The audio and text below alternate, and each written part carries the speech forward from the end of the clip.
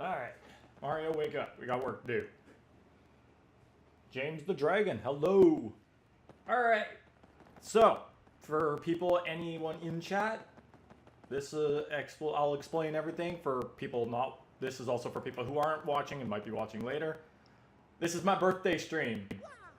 I'm choosing to do some Paper Mario Thousand Year Door again. I am doing a pit run, but I'm doing it with some special requirements or special conditions here. Condition number 1, no badges. I have been playing this in particular playthrough without any badges to see how, like, if I could just do the whole game with no badges. It's interesting.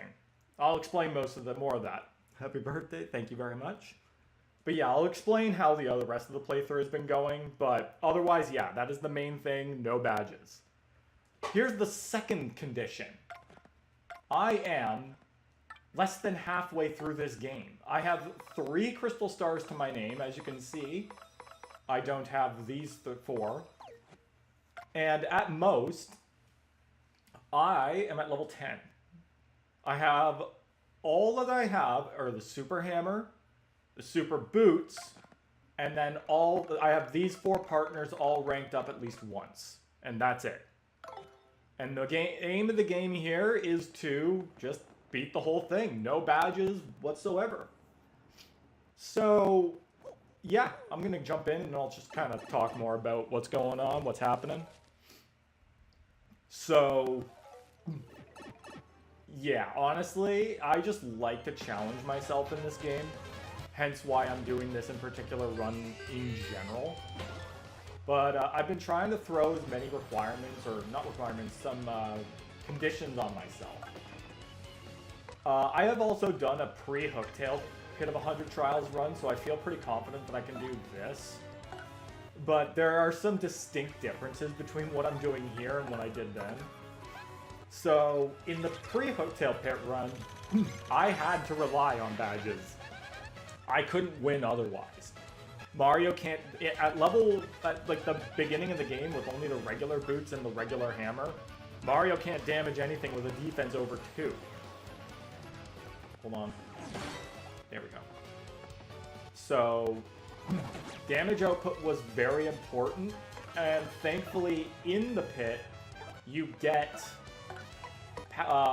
Fire Drive, which pierces defense and has a fixed damage of 5, which honestly, for that, very important. That was the only way of damaging anything later in the pit. Unfortunately, that didn't solve certain problems. Clefs, bristles, buzzy beetles, they're all immune to fire. So, you couldn't deal with those. On top of that, spiked parabuzzies exist, and you can't even attack them at all because they have a spike and you can't hammer them. But in this, while I have no badges, I'm also going out later into the game, so I have a bit more of an attack power to work with, and I have special moves to work with. So, that's like the key difference. I'll be relying a lot on some partner moves, because unlike the other run, I don't have any defense-piercing moves at all. Like, once an enemy has a defense, I just have to work around that with either powerful attacks or super guards. And while super guarding pretty much does answer almost every single problem... Oh, my A button was delaying there for a second. Yeah, like, super guarding does solve a lot, but I'm not really gonna give that up just yet. We'll see about that. I'm also gonna try my best not to run any special moves in the first 50 floors. I'm gonna start using them when I absolutely need to. If I'm lucky, I can somehow get a hold of a Thunder Rage before I hit up the floors 40 through 50. Because 100% I'm going to need a Thunder Rage for those spiked parabuzzies. But yeah, the first 50 floors are not going to be hardball. It's just going to be long. I'm also wondering, like, how much longer will this be? Will it be about the same length? Because once I get to the later floors, it's gonna start getting a little more tricky. Because enemy defenses, enemy attack powers. Also, another obvious rule is no restarting battles. No, if I die, that's That's it. Back to the beginning. Unless I make it down really far and it's been like 2.5 hours already, then I'm just gonna say, yeah, we'll call it there. But I'm anticipating that I can probably beat this. I mean, if I can do the pre-hooktail pit run, I can probably do it with a little bit more attack power. So, I'm not terribly worried. I also have a few life shrooms in my inventory, so if somebody goes down, it's not that big of an issue, but...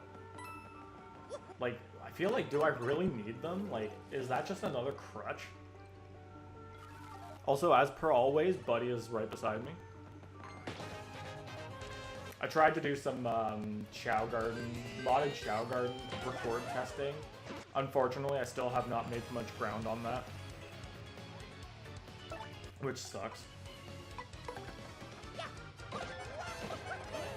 Yeah, another thing, Mario does not have any good, reliable spread moves. He is borderline relying on Koops for ground-bound spread moves. Because the only other spread move that we have is probably Flurry's Gale Force, which is another thing I would like to not rely on too much, because that just ends a battle for you. And while it's not always a guarantee, enemies in the air are weaker to it. So, technically speaking, Flurry can deal with them pretty easily. But easy is not the word. Easy is not the aim of the game here. I want challenge, which is really why I wish I could do mods. Hey, Galoomba!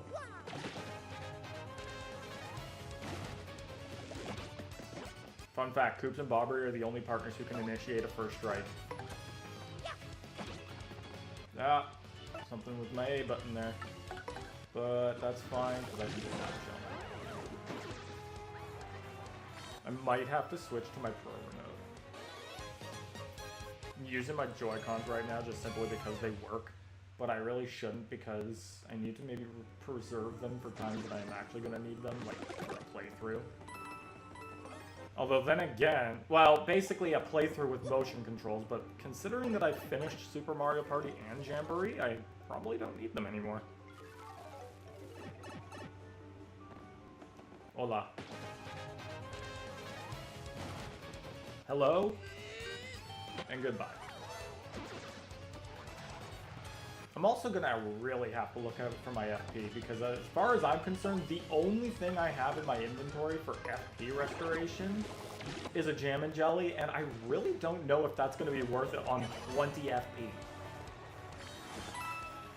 Especially considering I'm gonna need to use a lot of FP over the course of the pit, especially with now where I'm already using it just to clear out enemies fast. On the other hand, I do have Power Lift as an option, which is arguably more broken in this game than it was in the original. Also, no movers. Level 8. Yeah, no movers. That's also just a little too easy. I respect that they put movers in this game, because for beginners, those are like a lifesaver. But for challenge runs, and for me personally, I prefer as much challenge as I can, because I'm already pretty good at this game. So I don't really need extra help. But I also, well, nah, they're still useful. Don't get me wrong. And if you're trying to go through, like, the earlier floors faster, yeah, Mover is definitely worth it, because it's like, why would I want to spend my time with these weaker enemies? Spike Coach, I really don't know how much I'm gonna get used. Well, actually, no, that might be really useful in the later floors. I'm gonna collect these, but I'm not gonna put them on, simply because I can't look at a treasure chest that's closed.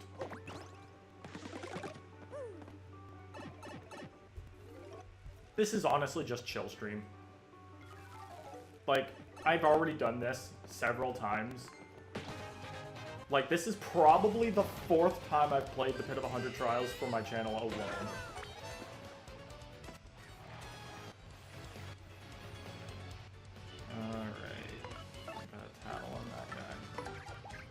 Also, Mr. Softener, I don't think that's going to have any effect on Mario or Goombella because we don't have a defense to begin with.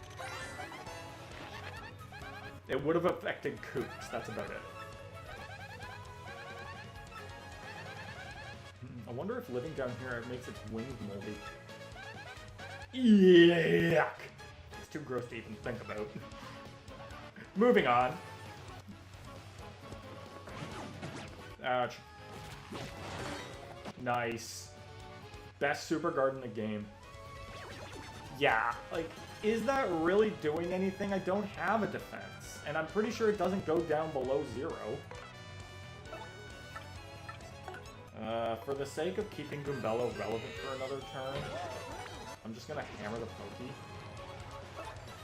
Because I don't have Quick Change.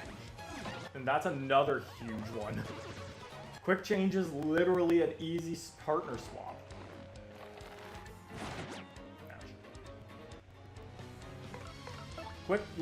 No Quick Change is kind of a big one.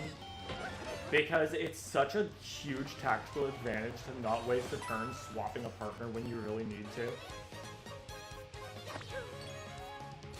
I would say some of the most problematic losses in terms of badges are like multi-bounce for spread damage. Well, at this point in the game, I don't even have access to Spike Shield, so that's kind of irrelevant. Quick Change is the big one. In all honesty, Chill-Out's not having Chill-Out's not that bad because not getting first struck by a lot of the enemies in here is kind of easy. Clefs don't move. Oops. Clefs don't move until you get really close to them, and by the time you're up to by the time they react to you, you can hammer them. Koopas might be a little bit of a problem, but I don't really see them being a huge problem. Ow.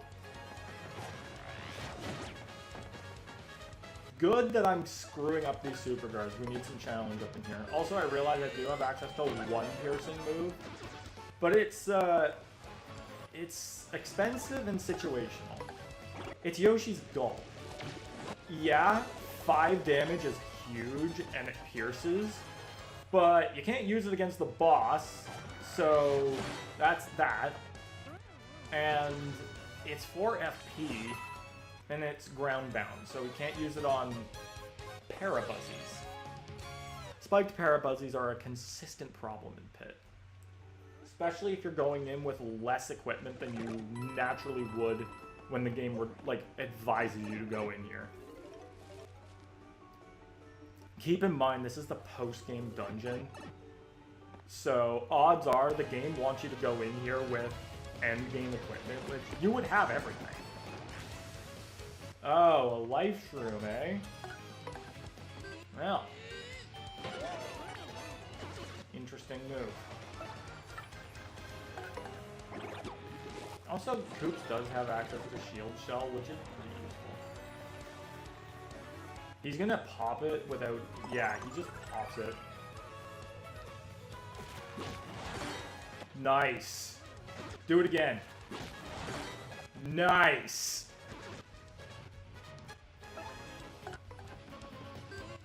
Feeling Fine is another one that's going to be problematic not to have. Blocking status conditions is kind of huge, but I have also come to realize that that's just I think that's another badge that's a little too powerful for what it is. As simple as its effect is, it's kind of huge to a degree. Like, late game enemies are good at inflicting status conditions, and if you can just bypass some of the more deadly ones, like, you've kind of just completely nullified the entire point of some bosses slash enemies. I think good examples are literally Bonetail, Beldum in the Pit of 100, or the Palace of Shadows. Like, part of their entire shticks is that they inflict some seriously strong or dangerous status conditions. And feeling fine just completely neutralizes all of that. So that's pretty powerful when you've pretty much taken out half of the arsenal of an enemy.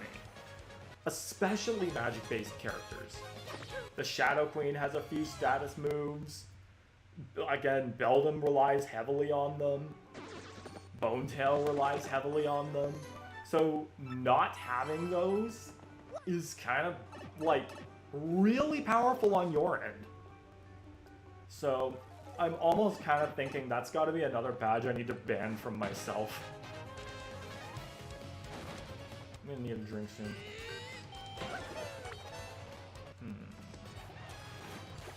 Alright, so neither me nor Yoshi are going to be able to take out the Paragloomba in one hit, so we're just going to hammer this guy and go for the 5 damage on the Paragloomba. Because at that point, it's a Gloomba, and I can super guard that a little easier. I think this is honestly also a very fair time for me to go into the 100 Trials. Because, it's like not... It's not at a point where I'm struggling just to stay alive, but I don't have all the things that would protect me. Would you rather be locked in a room with Kirsty for 1 hour or be locked in a room with Beldam for 2 hours? Okay, so here's the thing. Kirsty's a nag, and that's her worst defense. As much as I hate her, she's not doing any damage to me. Meanwhile, Beldam's turning my brain inside out just because I looked at her funny. So, I think I would have to go with Kirsty, because at least I would at least have a stronger chance of surviving that. At the very least, I'm just ripping my ears out. Because she's been nagging me the entire time, complaining that she's stuck in a room with a nobody. Meanwhile, Beldam was probably practicing any and all forms of magic and witchcraft on me, just for her own amusement. Or she's bored as hell, which I guess I couldn't blame her on that, but I would like to live. Ow. So yeah, as much as I hate Kirsty, she's the safer option, so we're gonna go with Kirsty. Now, if this were a battle between Dementio and Beldam, that's a question. Because both of them are pretty dangerous. I think in that case, Beldam would still lose, because, I don't know, Dementio feels like he's so much of a wild card. It's like, your odds of dying to Dementio may not be low, but they're still significantly lower than Beldam. You just don't know if it's going to happen. With Beldam, you know what you're getting into, and it's going to be the last thing you ever get into. But with Dementio, there's a chance you might come out of there alive. There's also a chance you might just, you know, be locked in another dimension for the rest of your life. So, or perhaps, like, I don't know, he distorts your body or something. With Dementio, you don't know what he's gonna do. With Beldam, you do know what she's gonna do, and it's not gonna be pretty either way. Good question, though.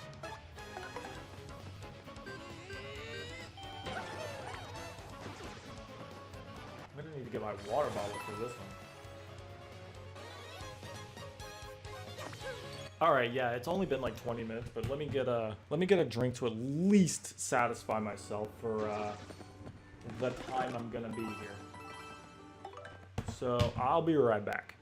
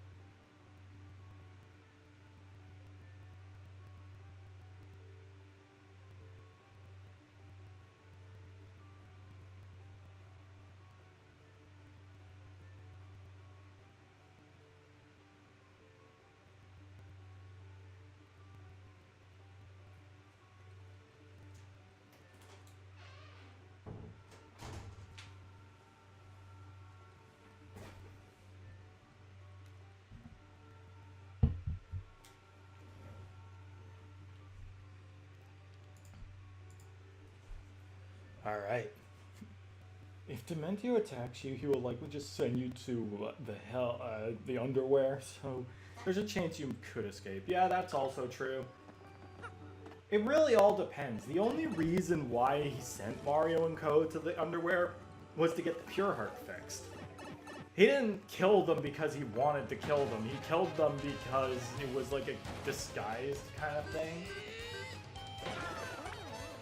That earthquake is probably going to do some serious damage unless I can take care of it, which I think I can. Again, FP consumption. That's okay. And then Yoshi can go. Oh, I screwed up.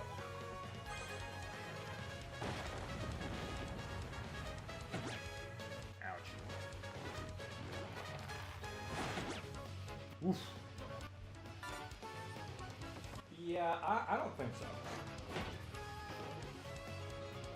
But yeah, no, like Dementio killing, quote unquote, killing the cast was more or less of a strategic move on his part, like to move his own agenda along. I probably should have done that with Yoshi now that I think about it. Yeah. So, it's really hard to say that he killed them. So. Oop! I was reading comments and I didn't see that coming. Kind of weird to think how it's already been a year since the last time I did this. Yeah! Really? Yeah, I guess. I'm pretty sure with I did the stream for the Pit of Under Trials at the end of 2024 or something. But yeah, no, that's crazy to think about.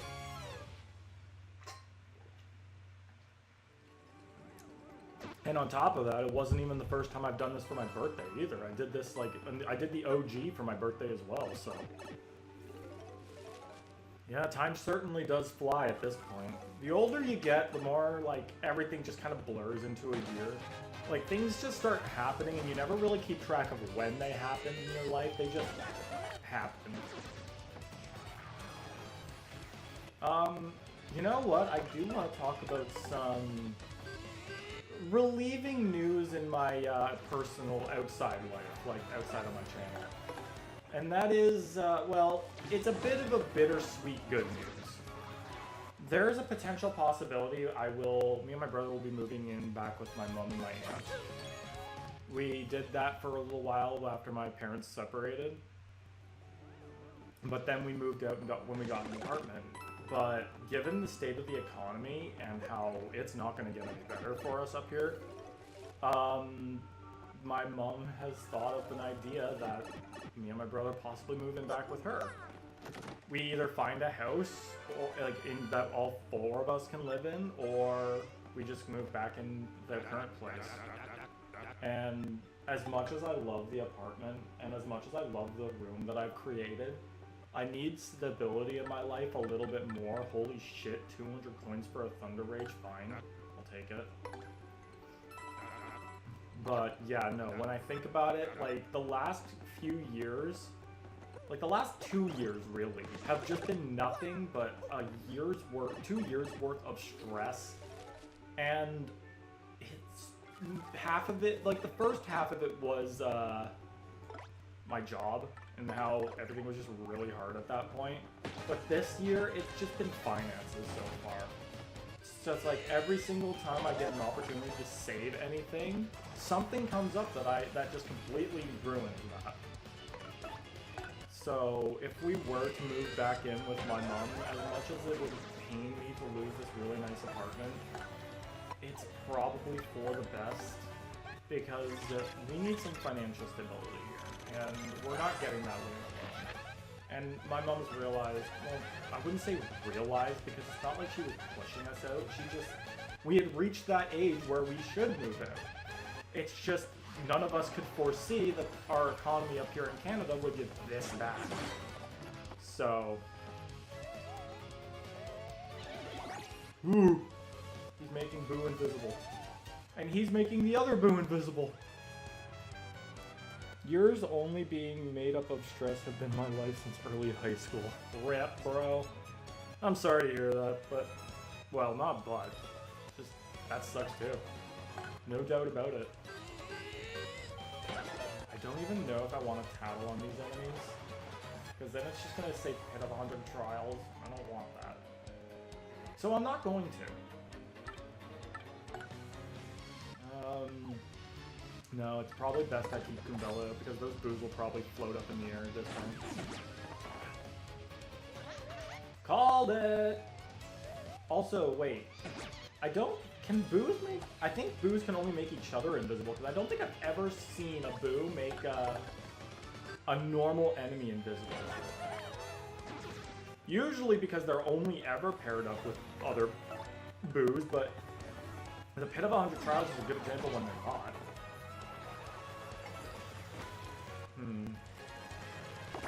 I'm gonna... You know what? Yeah, I'm gonna need to probably pop a sweet treat.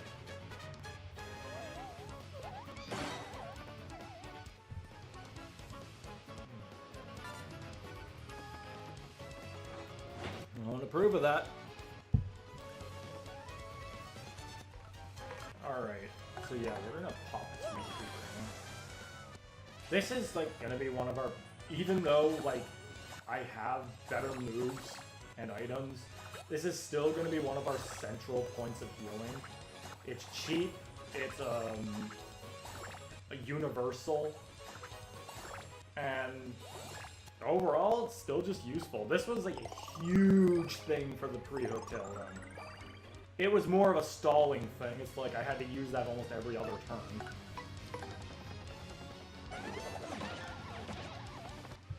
My cat has decided to stand on my face. Yeah, Burton tends to do that.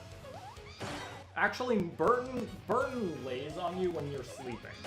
Well, maybe not sleeping. When me and my brother are laying in bed, Burton will come and sit on us. And when I say sit on us, I literally mean sit.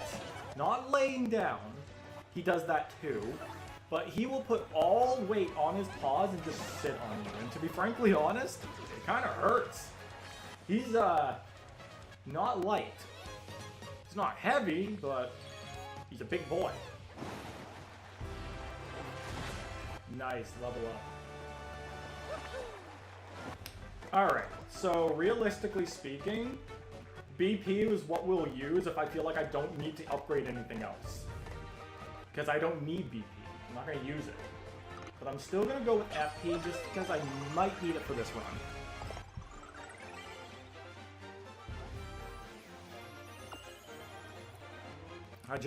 What I need to make sure I'm doing is I need to be aware of how many enemies are on the field and how much damage I'll inevitably take if they get a turn. None of this BS like in Color Splash where I let 2 Boomerang Bros attack me while I was at 50 HP. Then again, it's not like Color Splash would ever tell you how much damage an enemy is doing until they've actually hit you. That's the nice thing about these games, is that you'll actually know how much damage they'll deal. Color Splash, on the other hand, not only has damage outputs, like, all over the place. Yeah, they just straight up say, yeah, we're not going to tell you how much damage they're going to do. You're just going to have to take a hit and find out. And I took 4 damage. And that was the last 4 damage you'll ever deal with. It's not. He'll be fine. He'll come back if I leave the pit.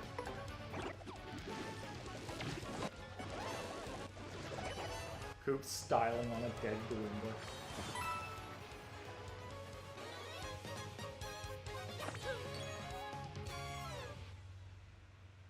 Buddy just silently watching you with his excited little expression. Man. That's another thing. It's been a full year since I got hooked on the modded Chow Garden, and that addiction has still not gone down. Yeah, it's official. I am addicted to Chow. But I don't think that was a surprise to anybody. Ooh, that Thunder Rage looks mighty tasty, my guy. Unfortunately... Oh, I have... Well, okay. I have 1. Unfortunately, I don't kill anybody else with this.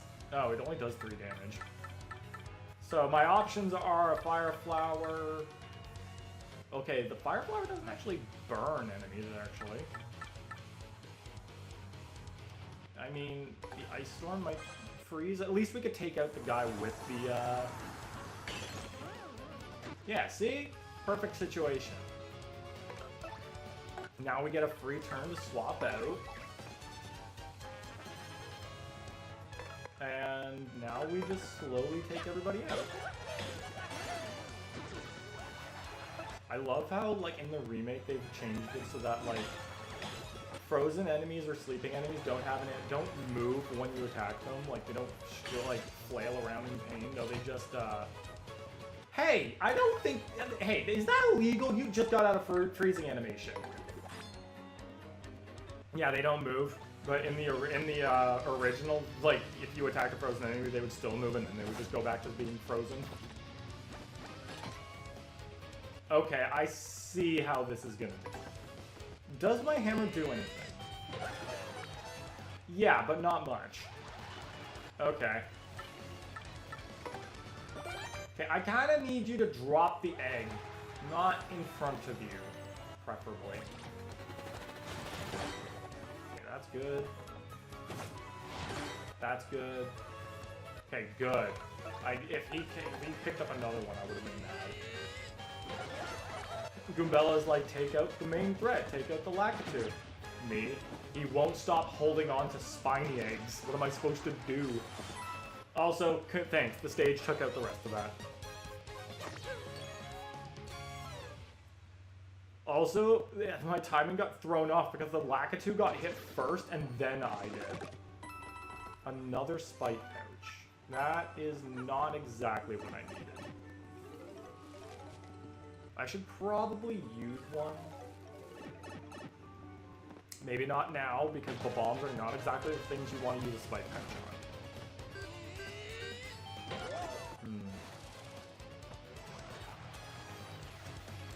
on. Okay. We'll clear you out safe and sound. Goombella, you're gonna need to hop it. We're gonna be using Pixel a lot.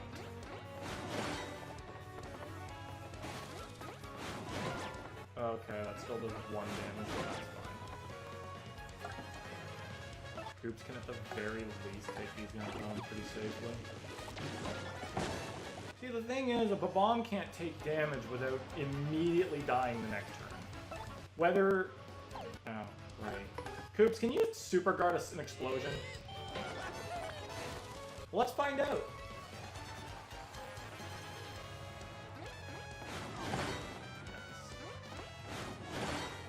Perfect!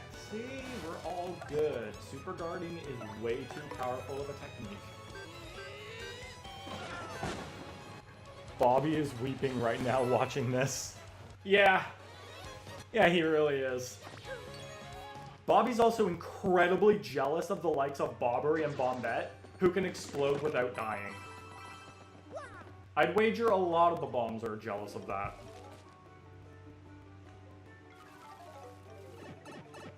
Oh, look at that, a free floor. Later, dude. How do those guys even get down here? Yeah, now I'm just picturing Bobby, like, just in the crowd, just a tear rolls down his eye as he realizes that I'm not infinite. I take damage, it's all over.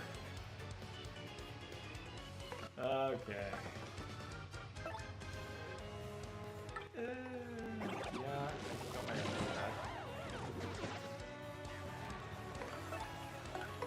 And now everything on the field is in kill range.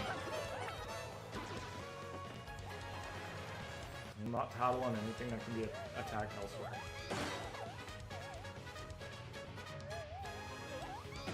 Ow! Or encountered elsewhere, you know what I mean.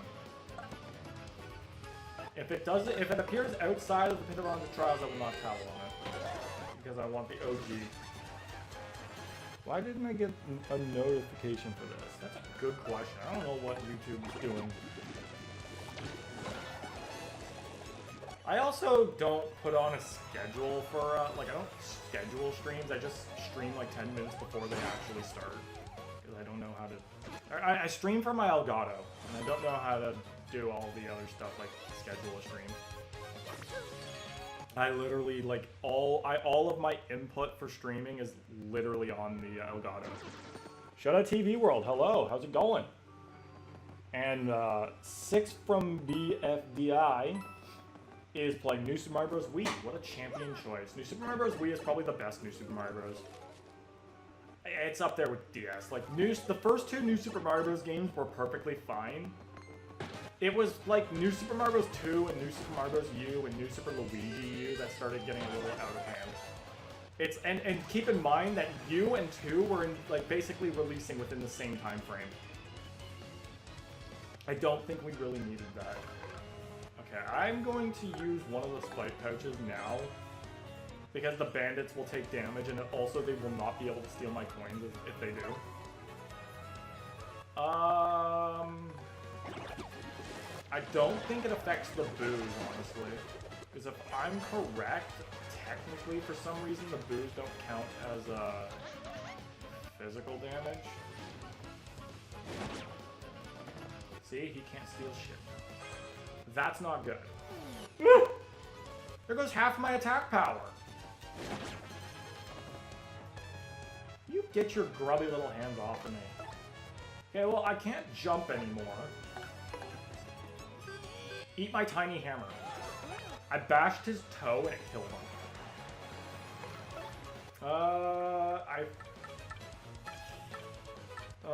I really don't know if I want to... I only have one more super mushroom left. Yeah, I don't think I want to do that. I'm coming for your kneecap! He doesn't even have a kneecap. I'm gonna read those comments in just a second. I have to make sure that these boos don't take health off of me. That doesn't help. Going after my partner doesn't do anything for me. Also, I can't deal any damage.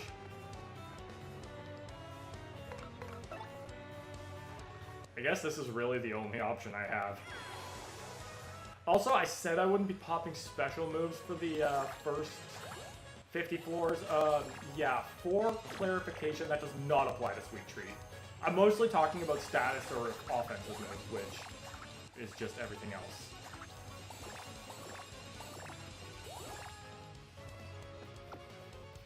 In my opinion, the best one is DS one. It has damn fire minigames, also can't really hear you much. Oh, maybe my audio is... No, it's the same as usual, so... Would have been here earlier, but I was too busy reading a random wiki article. No complaints there, buddy. Knowledge is important. I know they pierce defense. Okay, yeah, so they do not... They just kind of ignore physical-related protection. Pretty sure boos pierce defense. Okay, you know what? I need... Koops, you're not gonna help here. Yeah, New Super Mario Bros. Is iconic. Like, the DS one is iconic for its cool minigames and... You know, actually being a fresh idea at the point in time. New Super Mario Bros. U is treading on incredibly stale territory. Not helped by the fact that they released it like 3 times after that. Well, they just got a Switch port. And at that point, it's just like, okay. So... In graphics, the 3DS is closer to the GameCube, while in terms of library, the 3DS is closer to the Wii U. Yeah, no, that's what I always compared it to. When the 3DS first released and I saw stuff like Mario Kart 7, I was like, hey, that looks a lot more like Mario Kart Double Dash in terms of visuals. Also, Mario Kart 7 was such a goated game. I still, like, honestly, I still fondly remember when I first got that game and it was so good. Played it for like almost a year straight. I grinded the coins to unlock the gold standard car and glider. Mostly because I sucked online.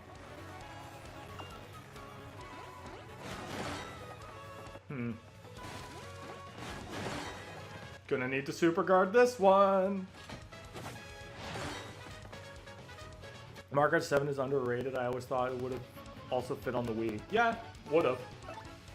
But Nintendo's got that one Mario Kart per console deal. Which is not looking good for the Switch, too.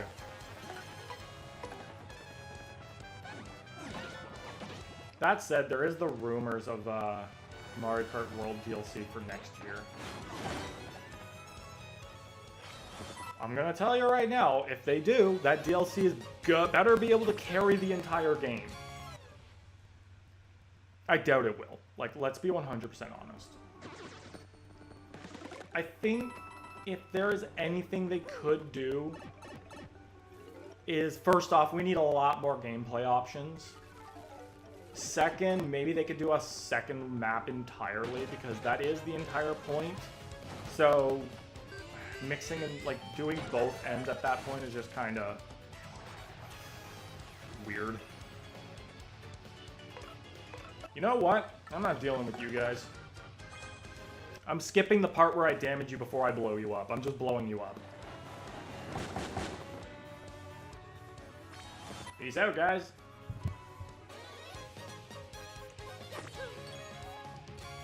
Yeah, real riveting. We have not reached any of the harder floors yet. I saw a post on YouTube and it was like, which of these Super Circuit tracks would be best in Mario Kart World? And the options were Sky Garden, Yoshi Desert, Broken Pier, and Rainbow Road. And I straight up was just like, you know what? Honestly, the last three of those would all be great. Like, Sky Garden's the only one we don't really need to come back again, especially if they decide, hey, we just want to use the Mario Kart 8 version / the tour version, and it's just, at that point, it's just like, don't bother. But, like, Rainbow Road would have, GBA Rainbow Road would have been a really nice, non-isolated Rainbow Road.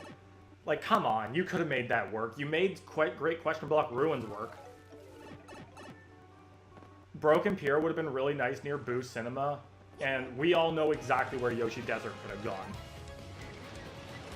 Any desert would have been better than Desert Hills in the way they handled it. Like, don't get me wrong, I like Desert Hills as a track, but with the amount of stuff they just took away from it, it's like, it's just not worth it. They took out all the Super Mario Bros. 3 references. It's now more of a flat desert than anything else. It's like,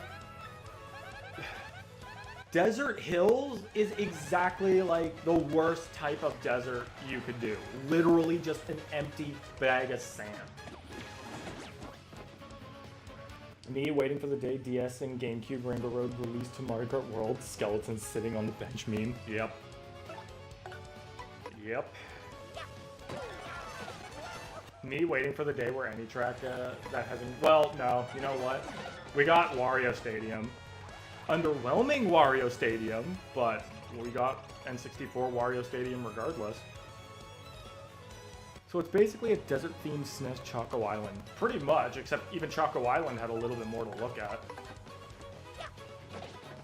Nah, like, I agree with what everyone says. Desert Hills was an incredibly... It was a good pick, made incredibly boring. Also, I screwed up 2 action commands there. That's bad. Like, Desert Hills was not a terrible choice. It was just... Again, they just made it super boring and unworthy. The old... Like, okay. I think it would be a good idea. I think I should rank, like, every track in Mario Kart World. Now, obviously, I've still got my tour ranking going, and World has to follow eventually. But, that doesn't seem to be really what people want to see or care about right now. So, like, I'm not really stressing over that.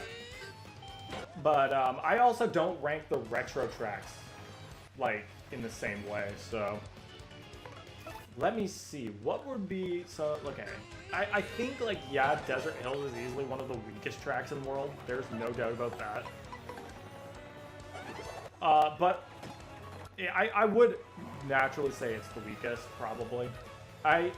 Believe it or not, I even actually believe that Koopa Beach 2 is, stronger. that's going to be a problem.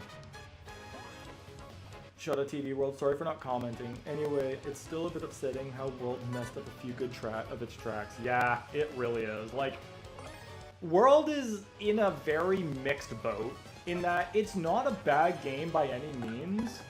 It's just really underwhelming when it's compared to its previous games. Like, I get that it's really hard to follow up Mario Kart 8 Deluxe. Like, there is nothing. Like, honestly, I'd say that it has to be statistically the best game. Okay, we really needed to supercard that, so that's good. Perfect. Koopa Beach mention. Love SNES Koopa Beach too. So here's the thing. First off, obviously, it's Koopa Beach 2. We do not call it SNES Koopa Troopa Beach here. Also, yeah, like, I don't hate the SNES tracks at all. Like, that's just... The SNES tracks might be a little bit on the boring side in terms of their visuals and stuff, but that by all means does not mean they're bad tracks. They, for starters, have great track layouts. They might be a little short by today's standards, but it's nothing you can't solve by just scaling them up a little bit. And in the case of the SNES, it still was pretty challenging. Tracks like Donut Plains 3 and Ghost Valley 3 were very challenging tracks in their OGs, and even in Super Circuit. World took like 10 or 7 years to make, that's why it's disappointing to me. Yeah, there's another thing. How on earth do you take that long and still, like, flub it up like that? You guys released the Booster Course Pass in that time. Like, I think the big problem is that they released a DLC that was better than the game they were working on. Wario Stadium, Wario Shipyard, Desert Hills are some examples. Yes, and kinda. I am okay. Out of all of those, Wario Shipyard is probably the least worst of them all because, yeah, it does give up the underwater driving, and yeah, that is pretty big. The underwater aspect actually made the track look better. Without it, you're just looking at rocks and other... Rocks, but there are at least more, broken ship parts to look at. And they didn't screw up the last ship part, so that's okay. But the underwater is... yeah. Yeah, Wario Shipyard was just because of the water mechanics. Yep. I had trauma from Mario Kart 7 Cups. Yeah, I had trauma from Mario Kart 7's Mushroom Cup. Not because the tracks were bad, but because they all kind of sucked. Yeah, Koopa Beach in general is just... There's nothing wrong with it. I actually really liked what they did with it in Tour. Okay, so... This is looking... Oh, hey, when did I get this Sleepy Sheep? Huh, I don't remember that. Alright, here's an idea. Oh, hey, an ice storm. Might change a few things or two. Alright, so let's try the Sleepy Sheep. Bringing back a mainly underwater course in a game that doesn't have you drive underwater was definitely a choice. Yeah, it was definitely a choice. Not a good one. I agree. And that's why I feel like that was one of World's biggest problems, is that it took away some really good ideas that were pretty necessary for some tracks. Now, granted, it's not all doom and gloom, because there is a track that really benefited from World, and that is Sky High Sunday. The amount of different options to play on Sky High Sunday is insane, and I kind of really like that. Granted, I suck at the ins and outs of top-tier Mario Kart World gameplay, but it's still pretty crazy fun. Alright, let's start from the beginning. Well, Mario Bros. Circuit is pretty standard, but I do like Mario Bros. Circuit. I like how it's one of the first ones to take place in like a mesa/desert area, so like, rather than your opening track being a proper circuit in like a grassland or a stadium, Sky High Sunday confused me on my first playthrough. Fair. A lot of options. But yeah, like Mario Bros. Circuit, first off, layout is pretty fun. Second of all, unique for a first course to be set in some place that's not a circuit in general, like one of their more traditional circuits. So, and it's like, again, it's got some pretty fun options on it. So, oh, cool. You dropped the earthquake. I should probably start using some of these. A little more of them. Getting rid of Wario shipyards underwater is somewhat like how they tried to turn Animal Farm into a kids movie. Neither was the greatest idea. Yeah. It's like, what's the point of taking the entire point of a track idea out? And desert hills without the hills. We need to take care of you first. Have you heard of a development team called No? Oh, no. Ouch. That was a can. I'm doing such a good job at letting my chat distract me.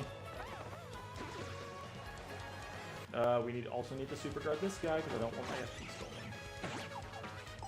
It's a good thing I first struck that guy. Okay, ow. Alright, Goombella, can you take care of this guy? Perfect. Oh, fog on my side? Sure. Also, Mario's a dying! Oh. Oh, I pronounce it as new. I've never heard of them. Yeah, Mario Bros. Circuit, pretty strong opener. Crown City, perfectly fine. It's fine that it has multiple variants, but I was never really huge on how those two variants took up 2 different slots in 2 different cups. It's like, I kind of would just prefer... I would prefer if the courses were just one big thing, as opposed to just being multiple sections. Like, it worked in 8 Deluxe because the courses were all one thing and there was multiple laps. With World and the fact that you intermission to certain tracks, it doesn't work out as well. Also, Peach Stadium did not need 2 variants. That has got to be the worst, one of the worst choices.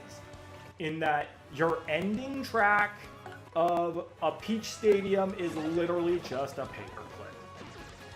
What a waste. You could have done anything else. But no, you gave a track variant that's not even a track.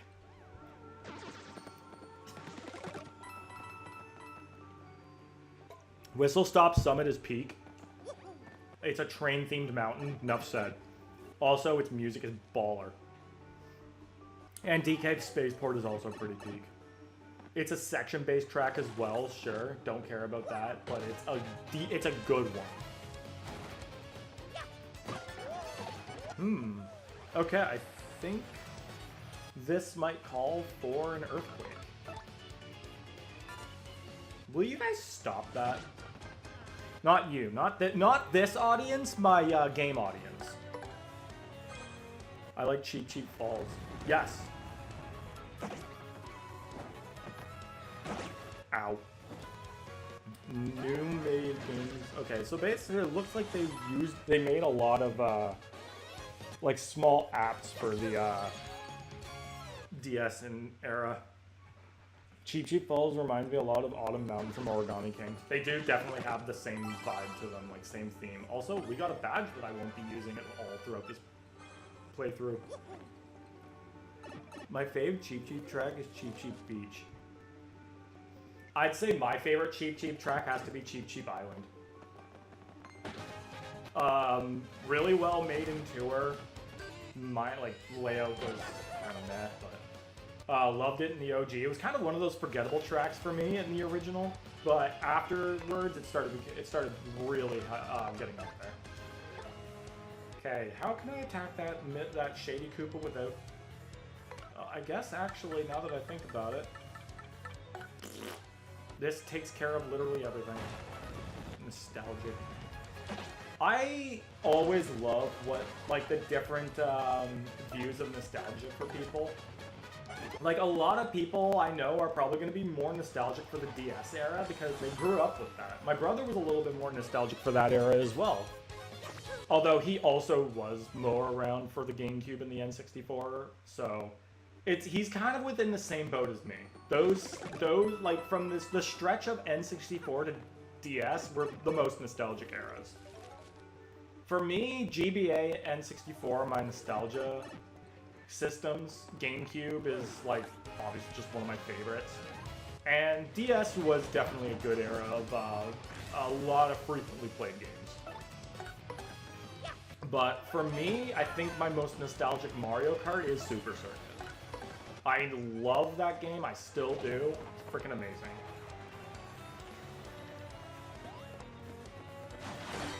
Good. Gotta get these super guards. Especially when there are like 4 enemies just waiting to hit me in the head. Okay, so we're gonna flip you over as well. Probably take this. Also, enemies are gonna be worth a lot of EXP in this run. Ow, okay, this ain't good. Do I have any... Yeah, that worked. No, not that. The point swap. This works. Autumn Mountain is one of the only good things to come from Origami King. I don't know, the music in general was pretty damn good. I don't think... Okay, one thing I will praise about Origami King is that every single one of its fight themes was amazing. There is not a single bad battle theme in Origami King. I'm being genuinely honest on that one too. Every single fight theme was good. Origami King was my first Paper Mario, believe it or not. I actually do believe that. Another thing about most people playing in like the DS era and above, it's like not as many people will have Thousand Year Door or the first Paper Mario as their first Paper Mario. And in that same sense, I can almost see people kind of skipping over Super. So, unfortunately, that leaves Sticker Star and above as most people's probable first introduction to Mario RPGs, which is very unfortunate. I feel bad for those people. Again, Super Paper Mario was an RPG platformer hybrid, and it was still a better RPG than Sticker Star. GameCube is the absolute peak of just everything, yep. GameCube has the most peak Nintendo games, in my opinion. Every single Mario game on that console was beautiful. I'm gonna do BP, simply because I don't think I need to boost just yet, but HP is something I'll consider. Maybe instead of using Peach Stadium and Crown City twice, they could have used a track like Daisy Hills as a Peach Stadium replacement in any non-tour city track for Crown City. Yeah. Well, see, here's the thing. They didn't even need to have every single variant be used. Like, keep in mind that Shy Guy Bazaar has a new variant that's never used in Grand Prix. The only way you can play it is in Versus. So, like, why does Crown City need to have 2 Grand Prix tracks? I feel like there was another one that had oh yeah, Peach Beach, but that's actually used.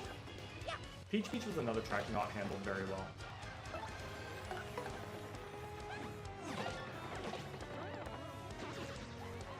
How are we handling? I think that's how we handle it. I played a bit of Sticker Star. I liked the battle music, but I didn't like the combat or the difficulty. Yeah, no, like... I'll give Sticker Star the praise where I can. Good music and a charming art style, but, like, yeah, it's just... Keep in mind, one of my biggest... I have a lot of big problems with Sticker Star, so let's not pretend like one is bigger than the other. But I'd say a huge problem with Sticker Star was its balancing. I think that some of the strongest normal enemies just barely had roughly around 20 to 25 HP, somewhere around there. Meanwhile, you had attack options that could do up to 50 damage or more. You had options that are twice as powerful as the enemies you face off against, And the only times you'll ever need attack power that high are against bosses who quarter your damage anyway. So you couldn't use them against major bosses because they were going to quarter your damage, and mini bosses were too few and far between.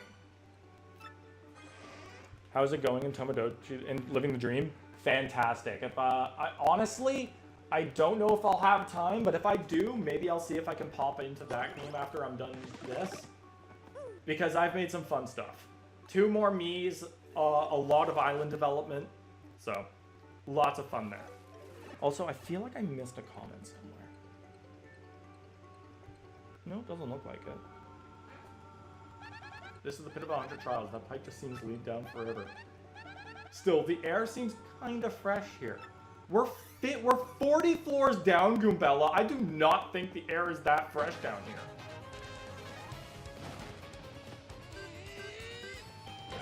Yeah, Sticker Star's balancing is one of its many issues. You're stronger than most of the enemies will ever be. Are Uzi and Heavy a thing? Not yet, but I'm thinking about making them a thing, especially considering I don't really want to do too many canon couples. So, like, putting N would just be too easy. So, maybe Heavy is the move. He does have a lot of experience with robots. Mostly smashing them, so I would be wary if I were Uzi, but... Other than that, so when I booted up my game this morning, it was really funny. Must be some real good air conditioning. Yeah. No, wait, that's my laptop. I don't know if you guys, if that's the comment was going towards. My laptop has a pretty noisy fan. But yeah, no, I booted up my Tomodachi Life this morning, and because it was my birthday, I got like 3, maybe 4 notifications on birthdays. You need to go. Oh, I meant the tower, or wait, pit. Oh yeah, oh that, okay. Yeah, I guess maybe someone did install a really good AC unit down here. Floor 40 and there's just an AC unit. Okay, what can we do about these guys? Something that's not these. Actually, the Courage Shell might be a nice option. That will lower some damage. So yeah, when I woke up, first off, as I've mentioned, Cynthia from Fire Emblem Awakening shares the same birthday as me, which is crazy because she's my favorite Fire Emblem character. Ooh. Okay, that's, that neutralizes the point. Okay. So, she celebrated her birthday. Then, my Mii did, who obviously shares the same birthday as me. So, he celebrated his birthday. His family was the only one there. I guess it was just they kept it within the family. And then, my character's female counterpart, Matea, also has the same birthday as me because, again, they're technically the same person. So, yeah, there was that. And then they decided to celebrate my birthday and like actual me, which was funny. Nope, nice. Okay, only 1 damage that time. And then after all of that, Lily and DJ, who got married, had a kid. So now, technically speaking, there are 5 birthdays in Tomodachi Life that are on May 14th. They had a girl, or I named her Iris, because part of Lily's whole deal is that okay, Lily is a character my brother made up for me, but I developed her a lot. She has 4 siblings, 3 sisters and a brother, and all of her sisters are also named after flowers. She has 2 older sisters. Her oldest is Magnolia, and her second oldest is Daisy, and she has a younger sister named Rosie. So yes, the entire point is she has 3 other siblings that are also named after flowers, and then their brother is named Bruce, but they call him Spruce every once in a while for the plant theme. They're a little bit of Baron's character lore. So I decided to go and look up a name because like originally I wanted her daughter's name to be Violet, but I already have a character named Violet. So I looked up more names, and Iris was one of them. And I'm like, yeah, Iris works. So they have a daughter named Iris. Yeah, if I get around to it, if I'm able to, I will boot up Tomodachi Life. I don't think there should be a problem with me switching consoles mid-stream. At least I hope not. Uh-oh. Stage light. Oh, I can't do anything here. That was Goombella. Okay. Get out. Oh, wait. I have a better solution for this. I don't need to waste a Thunder Rage on just 2 enemies, and I can just do this. See, the thing is, Parabuzzies have exactly 5 HP. In fact, just about every Buzzy Beetle in the game has 5 HP. So they get killed by a Thunder Rage. Ow. Oh, poison, that's not good. Okay, yeah, that's gonna... Oh, wait, no, it really doesn't, because I killed this guy this turn. But, yeah, I'm, kinda on low health. What is your favorite OC you made? That's a good question. Because, like, I've always thought of that, and I've always thought, that feels like a little bit of a narcissistic question to ask myself. It's like, who's your own favorite character? But at the same time, I'm sure every person who creates stuff has their own favorites. Like, come on, you expect Miyamoto not to have a favorite Mario character? See, I would honestly want to say Katie might be one of my favorites because out of all my characters, she is definitely one of the most developed. Her and my character Chance are 2 of my most developed characters, and I feel like they have the most personality to them. Chance is kind of like that lovable goofball character who's really developed over time. He starts out as a very strong comedy relief character in a lot of my early writings, but he has many moments where he gets a chance to show he's much more capable, and he learns. And he proves to be a very pure and innocent character, so I feel like he just has a lot going for him. And then my character Katie is like a very colorful, playful, flirtatious, confident character who I think shows a lot of personality. Yeah. I used to do a lot of writing, and I used to do a lot of drawing, but this year, I guess with all the stress, that slowed down a lot. Writing especially, because I never really had anybody to read my stuff. Usually I give it to people, and either it would take ages for them to get back to it, or they would never finish it, or I just feel like people weren't interested. So I never really had a audience. I never found an audience, and I never tried to find an audience outside of my family because my thought process was, well, if I can't get my family to read it, what's the point? If I can't even get a good verdict from my family, what am I doing?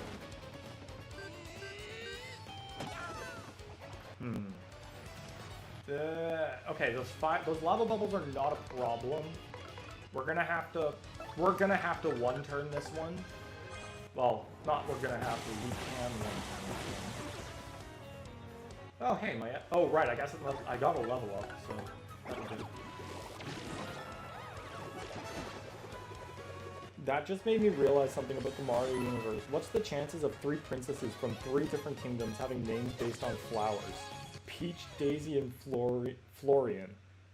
Well, Florian makes sense because his entire kingdom is based off of the idea of flowers. Is Peach considered a flower? I always thought it was... Peaches are fruits. I don't know. And then Daisy, I guess... Daisy feels like the most coincidental one of them all. Because of her, like, it's not like Sarasa Land was directly based on a flower or anything. It's a desert kingdom. Probably should have taken down wings off of another dark character in there. Hey, Smudgers, hello! All fruits have flowers, and flora is used for plants. Yeah, I guess that's true. And I feel like some fruits would probably bud from flowers, so I guess that would check out. Okay, we got a mushroom bingo, and I think it might be best if I take my chances with that. And by take my chances, I mean literally just get it because I'm good at this game. Bingo. Literally. I think all fruits have flowers at least. No peaches do, however. Okay, yeah, if that checks out. That said, I do still believe people will first think of a peach as a fruit and a flower second, despite its budding. Pauline's all, yeah, but here, okay, what about Pauline? Two things. One, well, main thing is, Pauline's not a princess. Yes, Daisy is also your favorite. Let's go, Daisy Squad. My two favorite, okay, if I were to rank the main female ladies, well, okay, first off, if we want to include Toadette and Birdo in there, we can do that too, because they are just as much Mario females as the others, even though they don't have to be human. I'm not trying there. Daisy is the GOAT, absolutely she is. Okay, my favorite is Daisy. My second favorite is Pauline. Pauline's resurgence into the Mario universe was huge, and I loved it. So Pauline, easy second favorite. Third favorite, Toadette. I like how like she is like a very innovative and explorative character. I would say that Paper Jam actually did portray Toadette very well, because she was incredibly confident, incredibly brave. She showed up in Bowser's Castle for absolutely no reason other than to be like, hey, I made another paper craft for you guys to use. And she didn't give a rat's ass about where she was. She just went right in. So I love Toadette's innovation and confidence. My next favorite would be Birdo. More or less because I just like her more than Peach and Rosalina. But I have a work friend who also really likes Birdo, so I think that does it a lot for me. We talk about how cool Birdo is and how funny it is that she pops up every once in a while in certain places. And yeah, Birdo also does have a few random RPG, like actually all of her RPG appearances are pretty much out of the blue. Like, Birdo had, okay, Superstar Saga, Super Mario RPG, Paper Mario, like the last 3 Paper Marios, and Mario and Luigi Superstar Saga, and Brothership. Name one of those appearances that wasn't just a random encounter. Superstar Saga might be the only one where she has some level of plot relevance, and even then, it's like never explained why they used Birdo as the means to trick Cackletta. She was just kinda the option. If we do want to expand on the female scale of female Mario characters, yes, Goombella and Vivian would be high up there for me as well. No doubt about it. Like, they are 2 of the best partners in this game from both a character standpoint, and hell, I'll give them ability standpoint as well. Vivian's a masterful offensive partner for being one of the only partners who can inflict the burn status. And given that it's a guarantee, yeah, that's a pretty solid perk. Also, I can't do anything to this Bulky Bomb right now. Not without switching out to Yoshi, at least.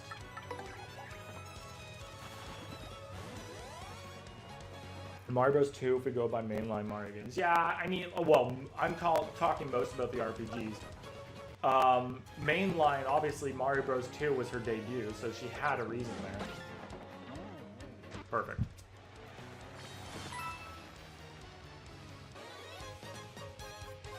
Oh, this drink ain't lasting.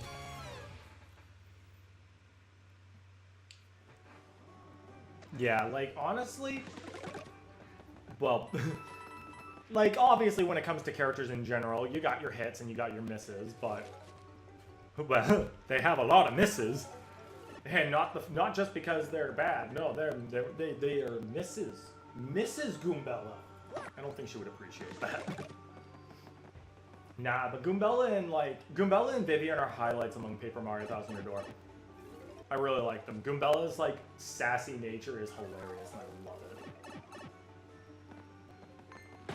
Tippy's also a nice character. Probably one of the better of guide characters for games with only one of them. Like among partners, yeah, like Tippy's really the only one you have for Super Paper Mario, because the other pixels don't say or do anything once they join your team.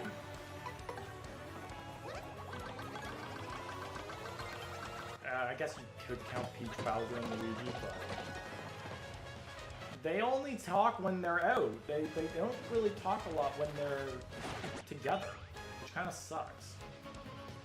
That was another thing I kind of felt like that was like disappointing about Thousand Year Door, is that the partners didn't interact a lot with each other. At most, whoever was out would talk to the partner you're getting in the moment, which Vivian didn't even get because she was recruited alone. And yeah, that was about it.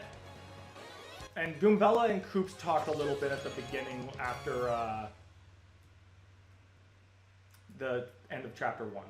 But I really would have liked it if some more scenes could involve multiple partners out at the same time. You should really do a Paper Mario partner ranking video/stream. Oh, absolutely. That is, trust me, I still have a lot of ranking ideas. Whether or not, there are two things that are kind of making me not do them. It's that one, I still got the tour ranking that I kind of want to finish first, but I also feel like that could be finished at any point, because I've finished all but one of them. Two, if you want to count World, but we're not counting World yet because we're going to wait on that one. And two, my brother does want to do a lot of, he wants to do some rankings with me, and I want to do some rankings with him. We want to do Paper Mario chat, like a lot of Paper Mario stuff. My brother wants to be in. I want to get my brother in on as well. So yeah, but I definitely want to do some more rankings on different topics. Mario Party boards, Paper Mario partners, Paper Mario chapters, bosses. I want to do a ranking based on how hard the bosses are in this game. So, I definitely want to do more of that. I just need to make time for myself to do them. Good. Nice super guarding there, Goombella. The Dark Boo might be a little bit of an issue, though. We are going to level up after this, so let's take care of these guys. If I want to take care of this guy without him stealing anything or attacking me, we're going to need to do that.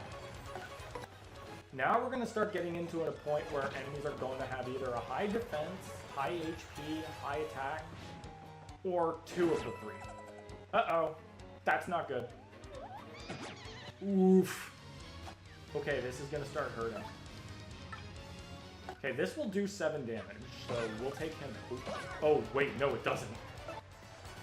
Okay, yeah, we're going to need to focus on this guy because he'll run away, and if he runs away, we have to fight him again. Okay, there we go. Now we're going to have to start actually focusing on taking these guys out in a very smart fashion. Now is when I'm going to have to start breaking out some special moves if I need them. I really wish they still supported the Wii. Yeah, you know what? I understand how this all goes. Obviously, when the console moves on, you gotta move on to the next console. Like, they want to push out the new stuff. What I wish is that they didn't shut down the online servers for older consoles. Like, come on. DS, Wii, 3DS, Wii U. Come on, you couldn't have attached those services to what we got now? I think now is a good time to beef up the HP.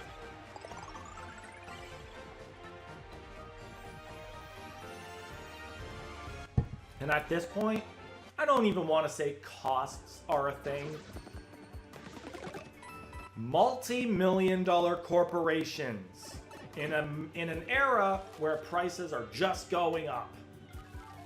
Now you're not being conservative. You're not conserving money. You're just being greedy. You guys have money. You're losing that. It costs money to keep this stuff running. Is starting to lose its traction very fast. We're gonna save this Bushi. But I think I'll pop the spike pouch here. Actually, no, not here. Because these guys have a chance of using an indirect.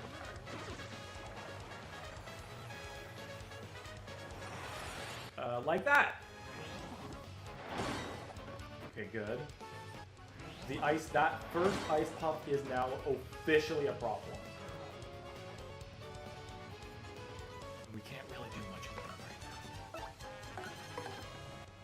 Yeah, we don't have a lot of indirect attacks. And on top of that, he's floating, so I can't hammer it. Alright. Okay, we need to guard this. We didn't guard it! Ooh, this is... Okay. At least I was at full health. Like, we're gonna take that as the good thing. We probably would have been dead if I wasn't. Okay. Well, that's unfortunate.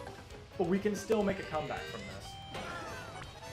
Unfortunately, I'm now reaching a point where I'm going to have to read comments in between battles because I really have to double down on enemies. Ow. Okay, the Shine Sprite bingo up there is looking really nice. We do not want to fumble that. Okay, and we're getting some serious EXP from this too. Boom! I'll take my health back. At least there's still an active modding scene for the Wii. Yeah, that's another good thing. Modders are keeping a lot of stuff alive. At least up until Nintendo just sicks their ninjas on them because they're we're allowed to have fun, but only if it's Nintendo's fun. We're not allowed to have our own fun with their games. We have to have fun with their games the way they want us to have fun with them. No modding allowed. No making their games better than them. Oh, sorry, did I say that out loud? I want to imagine what would have happened if the Switch failed. I'm still wanting to imagine what would happen if the Switch 2 failed. I swear I feel like they need another Wii U. Ranking Paper Mario battle themes. Ooh. That's a spicy one, I like that. What would have happened if the Wii U and 3DS succeeded and the Switch failed? That's literally 1984. Yeah. If the Wii... Oh, okay, like, let's be real. The Wii U's failure, I think, came from poor marketing and the fact that you had to own a Wii to basically use half of the Wii U's features. The Wii U being compatible with the Wii stuff isn't a bad idea in the slightest. It's that a lot of the games relied on you owning a Wii remote or two to use them.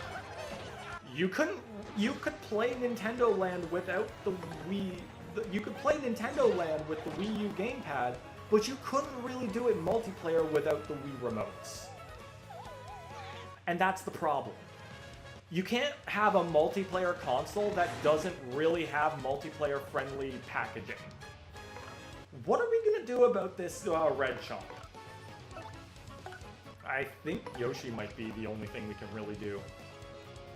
And we can't do anything right this instant because the Boo's invisible.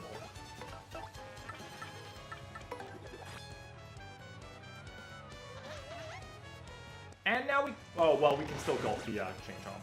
The red chomp, I mean. Alright, Mario, you take care of the Boo. Yoshi, take care of the red chomp.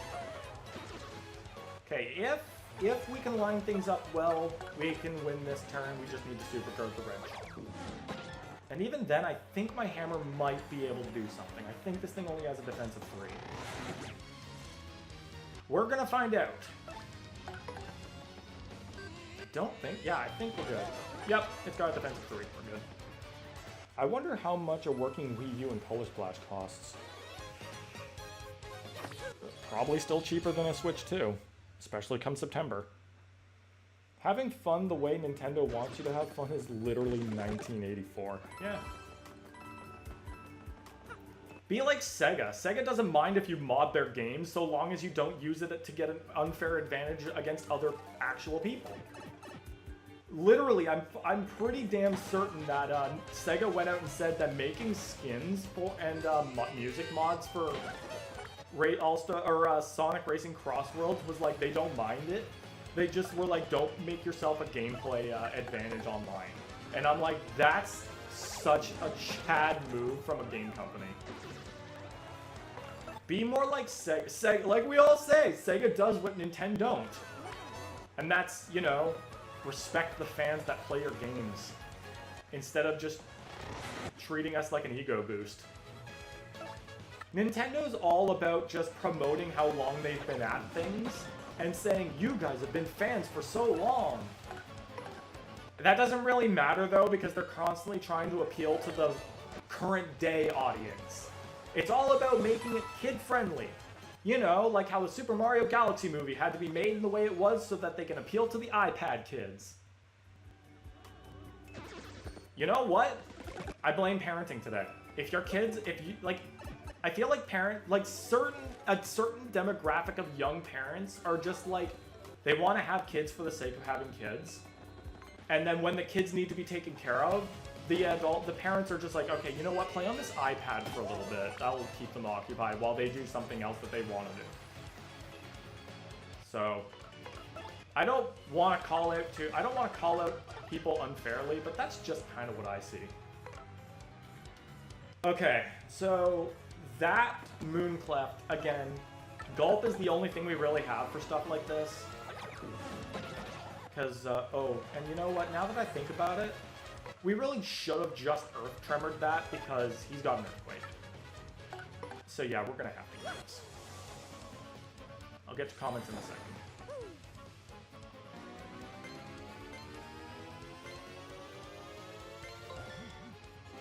Tell you what, here's the plan, new plan. We have now reached the floor past the halfway point of the Pit of 100 Trials. If at any point I die, at this point on, I will go to Tomodachi Life. If y'all are okay with that. Because I know people wouldn't mind seeing that. I know I wouldn't mind going back in there. But I also want to stay true to what my plan was, and that was this. So, if we die, we'll go to Tomodachi Life. If I can make it within a decent amount of time, we can also go to Tomodachi Life. Otherwise, yeah. But, to be frankly honest, I don't know how long this will take. We still have Bonetail, who's got 200 HP, and we have very limited options on offense. I still haven't read 1984 yet, lol. I want to implement One-Eyed Maestro by Kevin MacLeod in Rayman Legends Origins.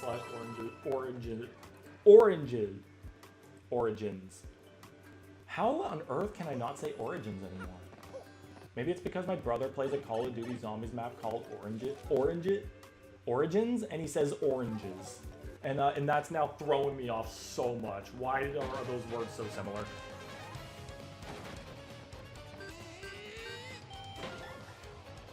Low-key, Sega feels like a game company that would see someone make a great mod or idea for their game and then hire them. That's what they really should do.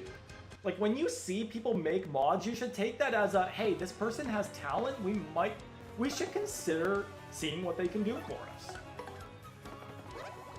Maybe that should be like, okay, I don't know businesses, and I will never try to pretend like I will understand them, but, like, hear me out on this. Maybe, like, distant development could be a thing. Ow, oh, that's not good.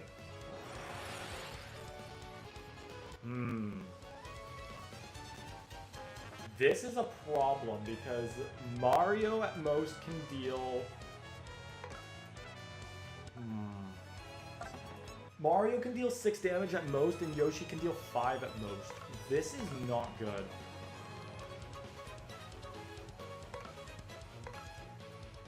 Okay.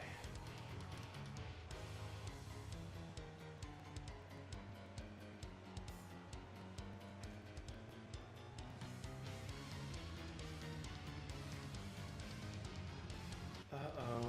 Okay. Hold on. So, 4...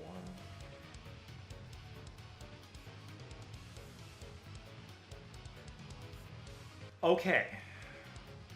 I have a possible... There, okay. If I can get a plus attack of 4, Yoshi can take out that Badge Bandit. However, I need an attack, a buff of 4. Clock Out I could also use, but there's not a guarantee that it'll freeze the Badge Bandit. So I think we're gonna try Power Lift, and I'm gonna really hammer in the attack boosts.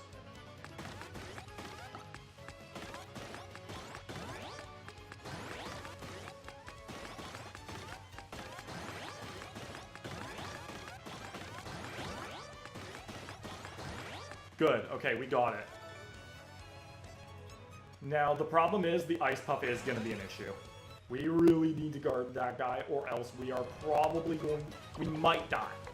Because Mario's only got 15 HP. Okay, if my map is correct, this should kill. Oh, my math was off, and that was good, because it actually was more than I thought. I forgot to take into account that there was still the extra point of damage. Okay, good, we guarded that. Okay, this turn actually went out pretty damn good. Because, yeah, we couldn't kill that Badge Bandit unless we got more attack power, which means Power Lift was a necessity there.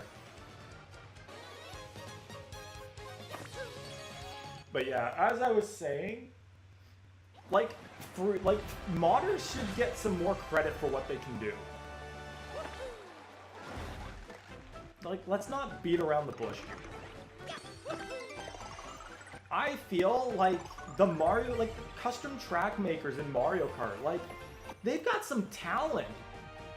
Whether it be porting older tracks in, like, from older games to newer games, or some of the amazing custom tracks I've seen people make in Mario Kart 8 or 8 Deluxe. It's like, bro, give them a little bit of credit here. They are talented. And instead of like saying, "Oh, you're adding to our game, you're being punished," why not like maybe take into account that they have talent? Maybe take them on as like freelance developers for you that can make that kind of content. Like, I can't imagine paying someone to do that would be that hard. Like, keep in mind, Mario Kart modding has been a thing for a long time. And it still is. Like, what are you losing from them making this stuff? I love seeing custom tracks when they don't make my eyes feel weird. Yeah, I will admit that there's a fine line. There are some very talented custom tracks, but there are also some custom tracks that are like the most baseline textures in a game that really... It makes them stand out a little too much and not in a positive way. But then there's the talented ones, which are awesome. Okay, missed Mario, but hit Yoshi. Sega is based and hired modders to make Sonic Mania. That's true! See, Sega, again. Sega is a much more fan-connected company. We're just still working on them getting fan-connected to the point where we can get a Chow Garden back. But then again, modded Chow Garden has also been amazing. If my last year of addiction to that has not been enough proof. When modders make direct money with their mods, it's a bigger issue, but in most cases, yeah, exactly. It's not like, yeah, when modders start to try to make money off of their creations that are using other people's IPs, yeah, that's the problem. But again, most of the time modders aren't doing that. They're just making a ROM hack, and like sending it out, like, for free. Like, it's just a free download. No one's really making money off of the mods, but they're still getting struck down because of how overprotective someone like Nintendo is. And that's kind of the unfortunate part. My stream's gonna get copyright claimed or taken down because I've been talking bad about Nintendo.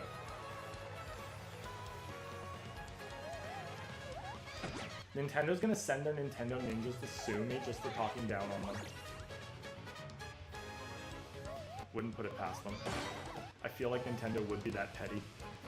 I wish Nintendo was more like Sega. Yeah, I think, again, I don't want to make claims that are just me being frustrated, but it really does feel like they're just a bunch of grumpy old businessmen running the company in a strict business fashion. It's just, make the games earn the money.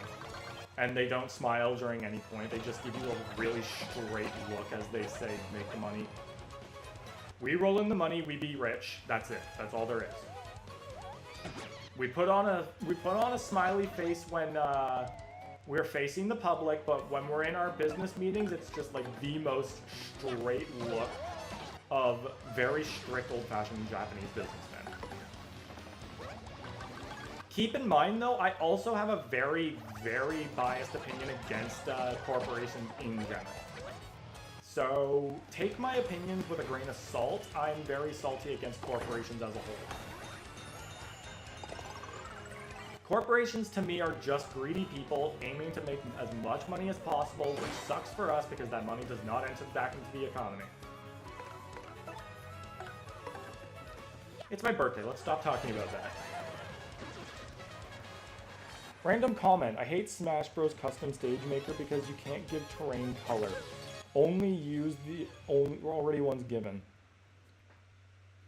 Only if Reggie was still working for Nintendo, just as the CEO. Yeah, bring back Reggie.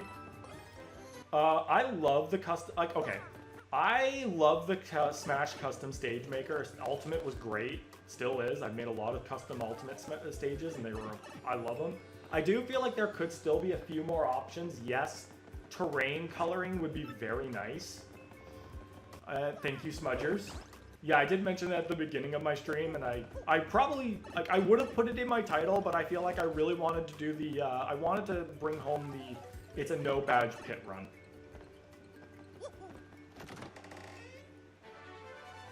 More badges that I will not be using. Oh, my brother's calling me. He's gonna have to hit up my stream chat. He should know this. I told him. That's insane. 750 coins for these? That's like 550 more than their retail price.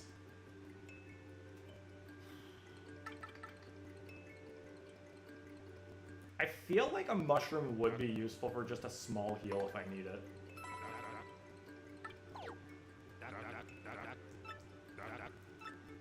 Yeah, I'm set for like maybe one fight.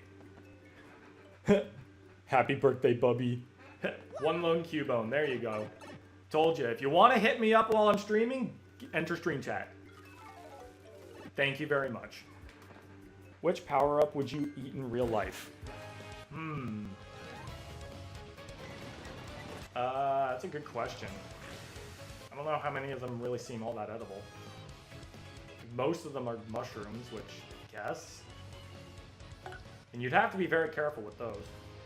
I eat the elephant mushroom. The elephant fruit, yeah. Do you get the effects to go with it? That's the only thing I'm gonna have to take into serious consideration. Taste second, effect first. Spring mushroom, yeah, not on my life. That thing would probably break my teeth. It's probably made out of metal. I mean...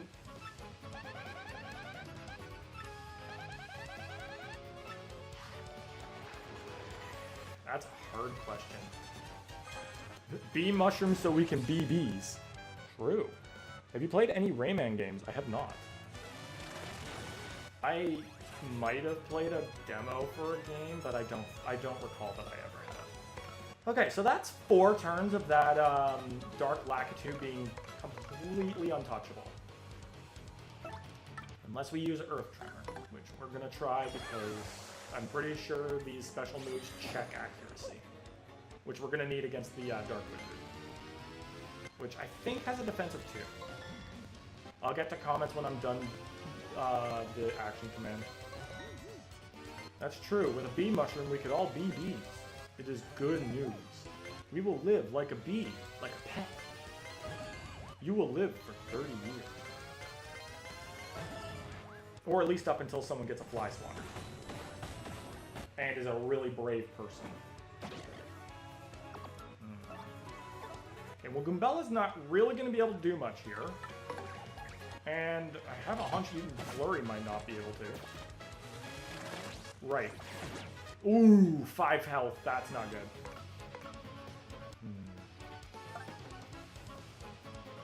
Okay, so... Slight problem. Let's get Goomella back out with the tattle in this guy.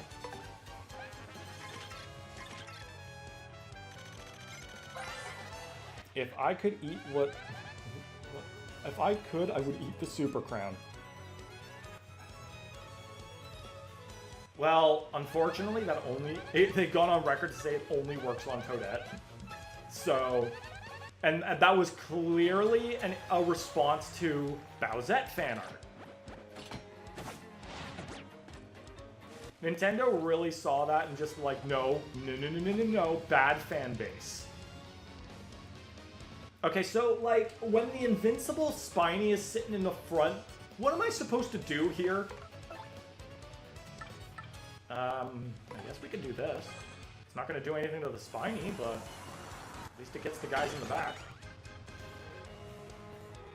Spinies can't be frozen. Well, I think that actually just might be because it's rolled up. Okay, so we still can't do anything against the Dark Black 2. Woo! Super guarding the lightning. Let's go. All right, finishing this off. Now things are going to get hard. Things are going to get really hard.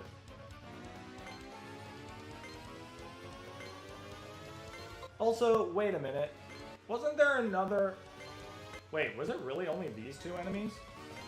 Wasn't there another Dark Lakitu here? Or did I just not defeat anything? Or are my star points not showing up? I don't know. What's going on? I feel like I beat something. Am I just stupid? Am I insane? I changed my answers to Super Crown 2. If you get the effects and you want a way to eat gold, the golden flower will give you infinite money. It's true. If only you had the fan thing.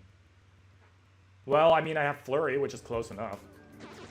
I recommend Rayman 3. Alright. Bro supercarded lightning. Damn straight. That was crazy.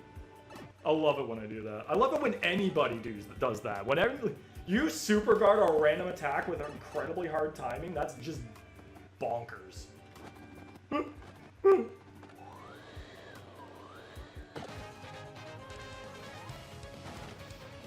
The Super Crown is just the most... That was the riskiest power-up they have ever made, and that says a lot since the Elephant Fruit is also a thing. Let's keep that one in mind. The Elephant Fruit was already looking DeviantArt in the eye with a challenge. So, yeah. Yeah, I thought he was attacking Mario there. Oh, poor Yoshi just took all of his health, pretty much.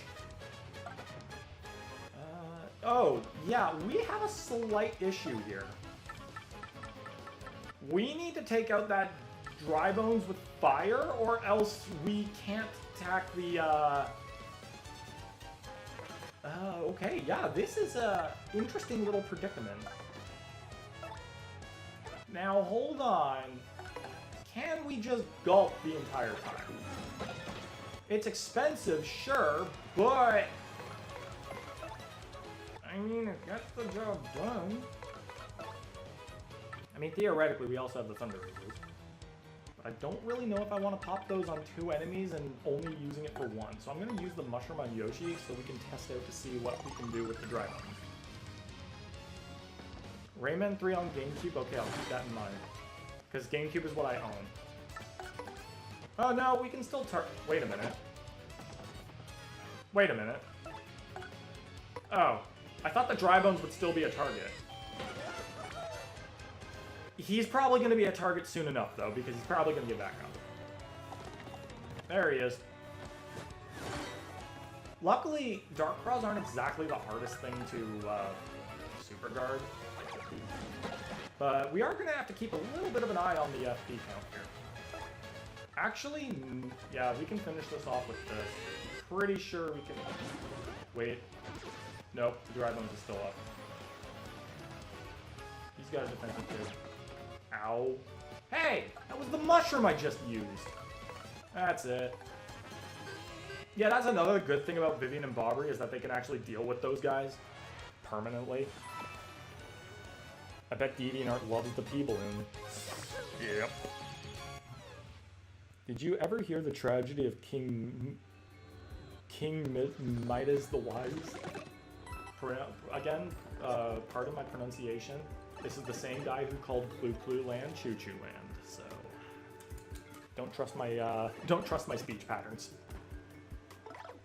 Okay, we're dying on FP, and we only have a Gem and Jelly, which again for 25 FP is not really worth it. 88 star points, okay.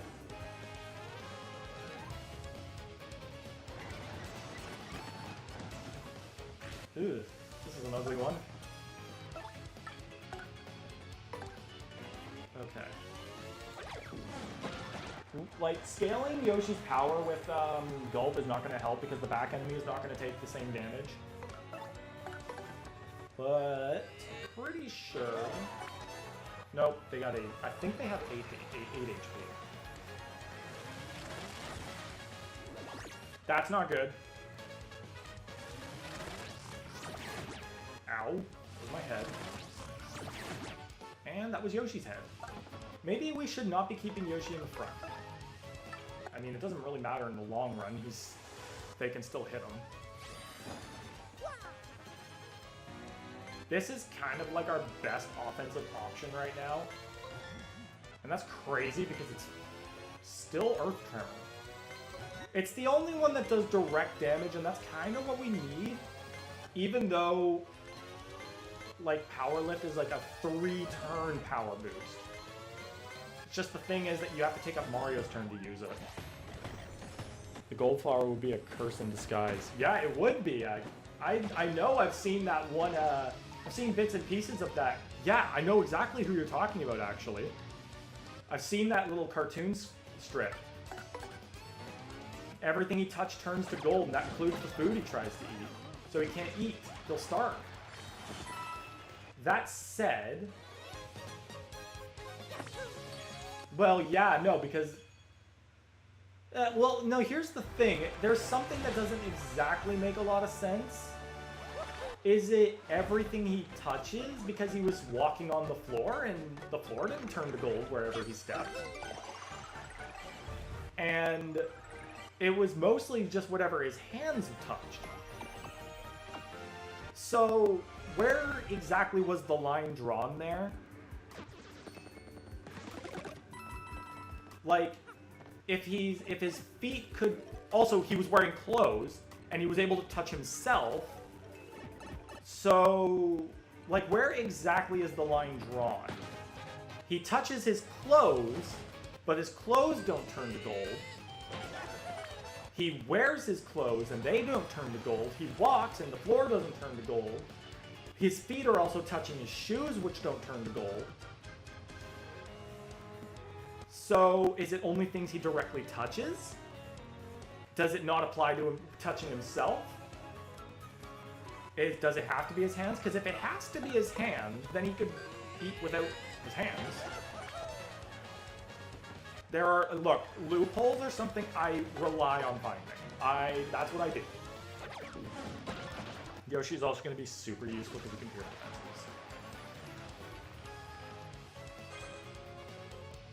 You used that for losing 5 HP, buddy. Nice. Okay, but Yoshi is not really the move for this one. One game I would... Oh, One game I would remove is New Super Mario Bros. U Deluxe. Yeah, that's a game that doesn't really need to exist. Gold Flower would turn you gold and it would make you so heavy. Yeah, same with the metal cap, but that's like the entire point of a metal cap. The metal cap has always been one of my favorites. Mostly because it's got a killer theme to go with it. My favorite power-ups include the metal cap, the boomerang flower.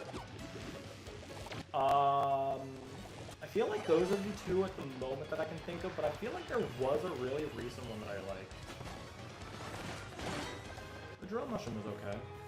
I mean, I feel like I have to go back to New Super Mario or Super Mario Bros. Wonder to really play with it a little bit more. But metal cap and boomerang flower are two of my favorites. Cake feather's another high one. And I also don't mind the raccoon leaf, the super leaf, but when it's like, I like raccoon Mario more than Tanuki Mario. The splitting of the two really doesn't feel necessary, especially when Super Mario 3D Land muddled in the statue leaf as well.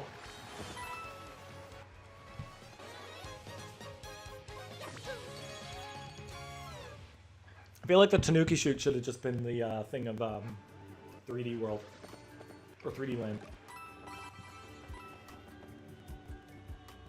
I get that the Super Crown spawned evil into this world, but it also gave the trans community something valid. I mean, the Super Crown would be good if a guy ever wanted to maybe figure out if they were more feminine. I don't want to be disrespectful when I say this, but like, there have obviously been times where I've thought about what it would be like if I was a female. But obviously I can't just jump into a surgery of transitioning, because that's a permanent thing. It's like, it's going to be really hard, if impossible, to go back if I regret the choice. So I think what we've choked it up to is mostly I'm just maybe gender curious. Because obviously I'm a guy the entire time of my life, so obviously I would be curious at some points at what it would be like to be the other gender. But it's also not just something you can test out. And that goes for both sides. The fact that I wear skirts is kind of the closest I can get. And I don't regret it. I've become very confident with what I wear. I kill it in a dress, if you ask me. Can't wait for Fan Expo. I'm gonna use my full-length Daisy gown again. Love it, baby. Okay, so Earth Trimmer kind of takes care of the guy in the front, and that's what we need. Power Lift is good, but I feel like I need it to be a group of enemies that I can take care of consistently. Because Koops here takes care of the Dark Wizard, but he's still only, like, the attack buff is just getting added to a point of 1 damage. So he would be doing 5 damage, which isn't bad. Could be better. In my opinion, 3D Land sucks. Okay.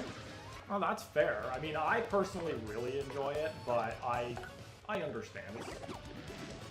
3D World kinda did make it irrelevant. And 3D Land was the first Mario game on the 3DS, so it has that it's really easy vibe to it. Ouch. Okay. Oh, that's not good. Okay, we're gonna have to try something here. I don't want to resort to this, but we're gonna have to try this. I have a feeling the Dark Lakitu will not survive this. Okay, good. The other guy didn't either. It definitely helped me early on figuring out I was trans, or at least that I wasn't a boy.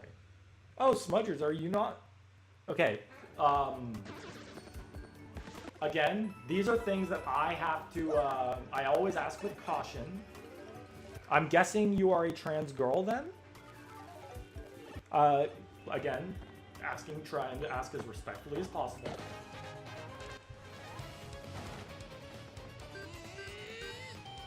Hold on.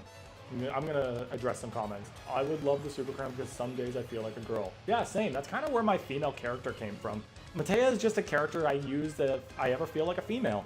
In fact, I do have a lime green shirt, a blue skirt, and a pair of white tights that I use to just mimic her outfit.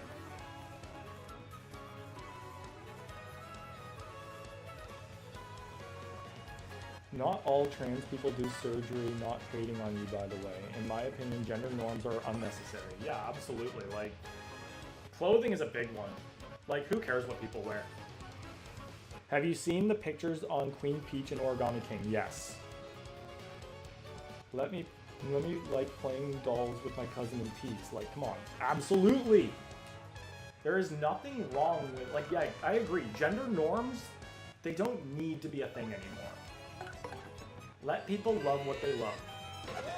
And yeah, no, I was just asking if Smudgers, if you're a trans girl or not. I'm curious now.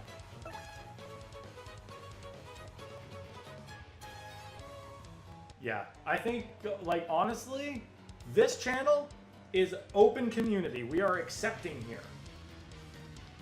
Accepting of legal things. Like, no, I don't want to really list any examples, but I think you know what kind of examples that are not acceptable here. That's not good. A second dry bones in an arena where we can't take care of them. Or at least they're always at risk of coming back up. Okay. Yoshi's gonna need to do some work here.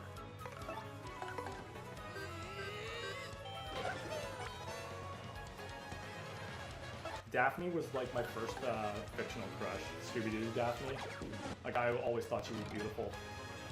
And to be frankly honest, I cosplayed as her last year for her Fan Expo. I'm gender fluid, but I'm developing a quantum wave function to describe the probability of my gender. Got to go. Sorry I left on that. That's fine, dude. Don't worry. Or friend. I will try my best to be respectful of that. My trans friend is moving to Texas this summer, and I'm worried not only because I won't see him in person anymore, but also because I'm pretty sure Texas has some real mean transphobes. Yeah. I wish your friend good luck. I'd say the chances of being a boy or a girl at birth is 50-50. Yeah. I mean, I don't want to get into like that level of statistics when it comes to male and female, because like, yeah, I do believe that you're either born a male or born a female, and it's how you feel down the line that will truly describe who you are. But I also don't want to be disrespectful. So gender is kind of another slippery slope that we just gotta be a little bit careful of when we talk about it. Okay, so now we can start. I gotta start speeding it up because this is gonna be a really long stream otherwise. It's already 7:01, and we still got like 40-ish floors left. I'm pretty sure this is the 60s. The 70s, yep, the 70s will start having the regular wizard and stuff like Dark Crew Patrols and a lot of more Palace of Shadow enemies. And then once we hit the floor 80s, that's when it's just going to be Pit of 100 Trial exclusives. I also love Walmart. Walmart's best employee. Oh, I feel so bad for people who work at Walmart. Customer service is still, like, I know I work at a McDonald's, but customer service in general, like, I can't do that. I cannot work with people who are unpredictable. Alright, I think right about here is a good time to pop a power lift. And we're gonna have to devote to Yoshi, which means that Yoshi needs to take care of the wizards while Mario focuses on the Dark Claw. Because Yoshi can't attack the Dark Claw, well, he could, just not without using a butt ton of FP. Okay, +4 to attack, that's what we want. That, like, honestly, I'm more concerned about an attack buff than I am about a defense buff. Okay, So let's see how much ground pound will do. This thing has a defense of 2, so I should be doing 3 damage at start. Yes, so he can take care of the wizards pretty easily. Darkra has no defense, so that's good. That's also good that we lowered the damage from that. The thing is, we can only use the normal hammer because, again, the spear is a problem. But 8 damage is kind of useful. The fog is not. And we can't do any... Well, we could blow the fog away with Flurry, but I would rather not switch Yoshi up for that. Shoot. Don't want that. This fog could possibly waste the entire power boost, and that would be bad. Nice. Alright. We got one more turn. Oh, come on. Okay, that's not good. Okay, well, I'm gonna look at another silver lining. We got rid of one of the wizards at least. 2 of the wizards. Oh, no, he's still up. I think they have... Oh, no, they have 10 HP. What am I thinking? Okay, that's good. That's not good. Okay, fog is still active, but I can work with this. Turns out I don't have to go for another 3 hours.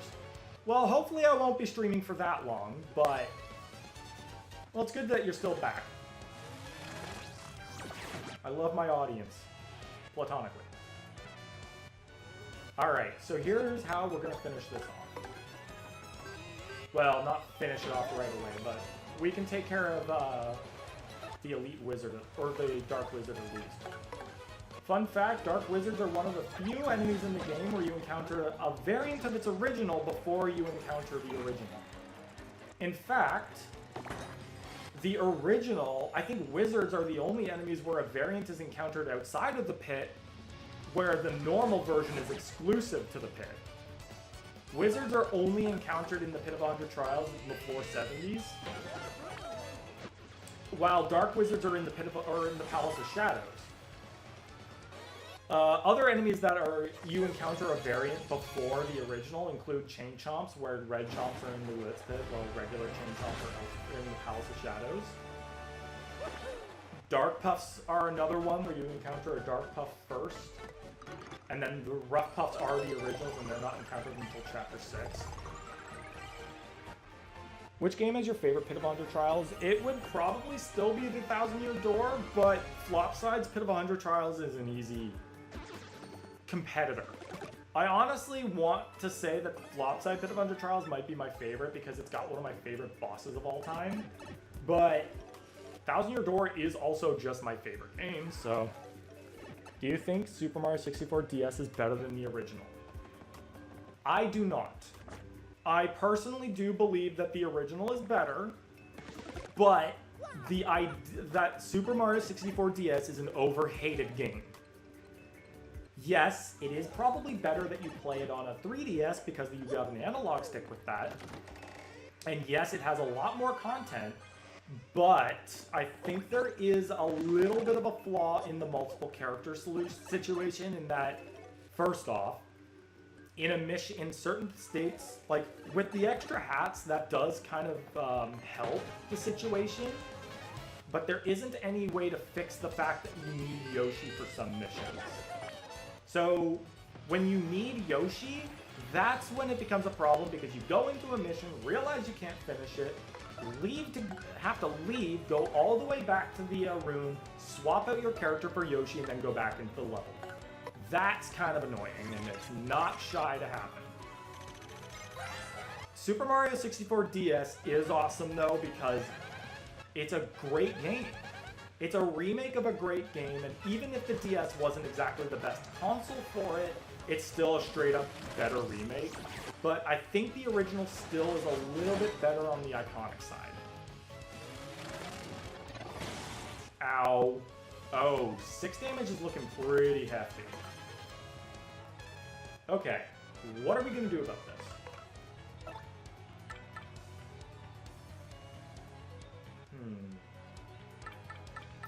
Okay, so we've still got all 3 life streams, so that's not bad. But the Dark Koopa Troll is going to be an issue because we can't flip it over. Let's use this to at least take down some of that HP. But I'm kind of at a loss of what we're going to do here. Koopa's, I don't think Koops is going to be very useful. We're going to have to switch back to Yoshi, because Yoshi's kind of still got the best... He tried to confuse me, and it just failed. That's not good. Ah, come on! I don't think that guy needed any more buffs, dude. That's it.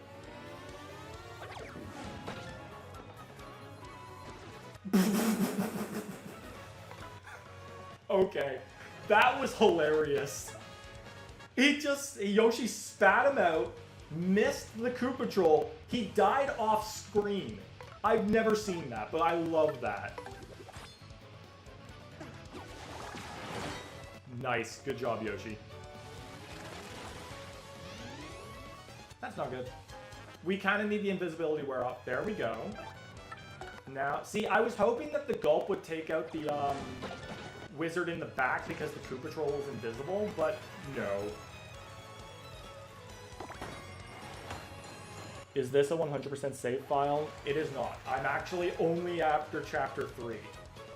I'm challenging myself to a no badge, mid-game, like partially mid-game playthrough of the pit, because I feel like I know I can do it. Right, he still has a defense.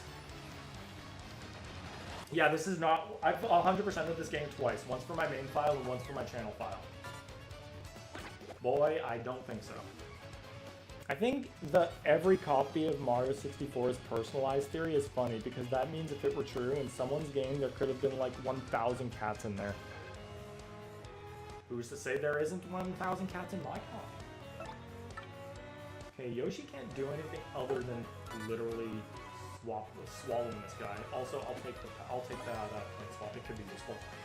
The last one was. Okay, his defense has worn off, so if I'm correct, this should do 2 damage. I was. Yosh, you're gonna need to do it again, buddy. Nice, attaboy! This is still the only option we have. Yeah, fights are just gonna take longer because I'm dealing less damage, and enemies are a lot more diverse. Super Mario 64 isn't supposed to have 10,000 cats in it? Oh, 100,000.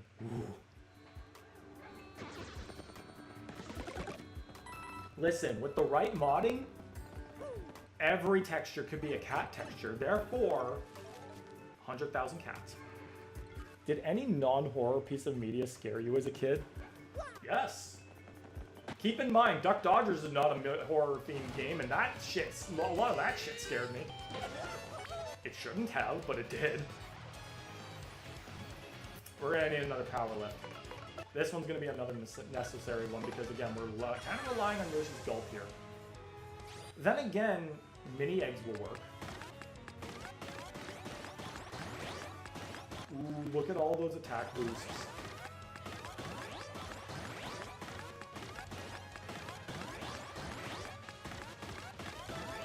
Perfect. That's a perfect run. 4 and 4.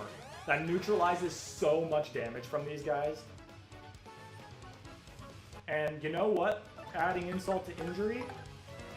Let's do this. This will do damage. Nice.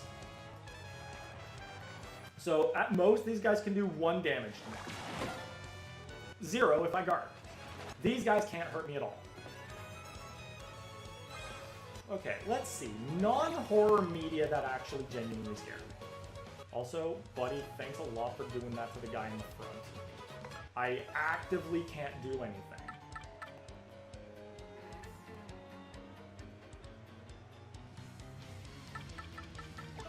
You're an ass. Hopefully this hits the right ones. Good enough. You know what? I'll just appeal because I need to start a power back.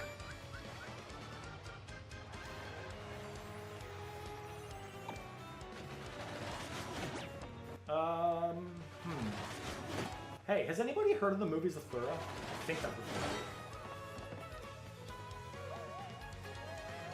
That's more like it. Alright, because if we want to talk about media that potentially scares me, yeah, Zathura did it. I just don't know if that's considered a horror film.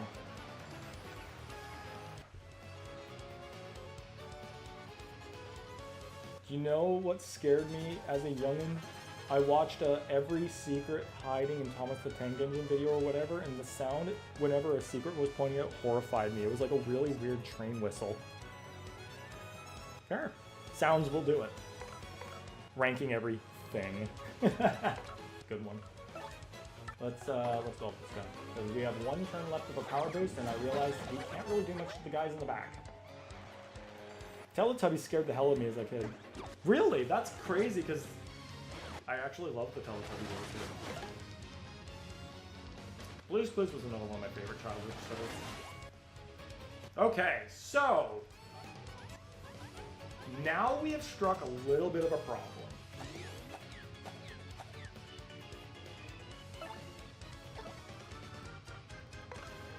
Alright, well, we're gonna have to, I guess, chip away at these guys the old-fashioned way. Yoshi's got one more gulp in him.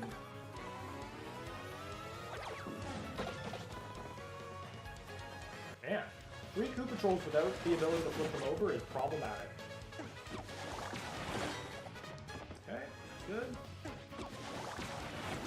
Ooh, that's not good. Okay, okay. So, this might be the move. Bro just name drops Zathura on stream. Yeah, I know you remember that. I didn't fancy that one.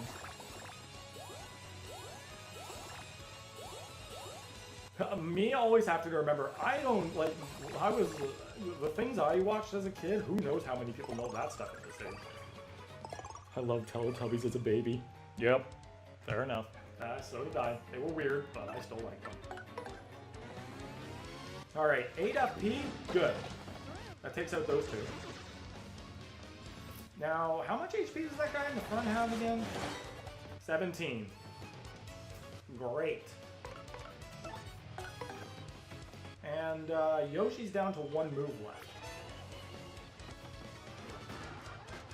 Thank you for chasing like half my, or like 8 members of my audience away. Okay. So, how do we want to take care of this? How do we do that ever again? Well, I think, again, the only thing I could really do is keep Sweet Treating to get some FP back. I don't really want to pop the Jam and Jelly mid-battle. Also, that last Sweet Treat was actually one hell of a good round, because the Poison Mushrooms were like the second and third thing to pop in, so I could just go ham the rest of it. Okay, now we'll get into, yeah, for the rest of that. That's not bad, 6 FP will take it. I also remember that Thomas whistle horrifying. Oh really? Even you remember that? Wow. I don't.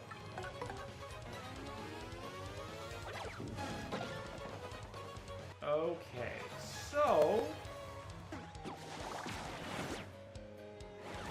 that's still not good.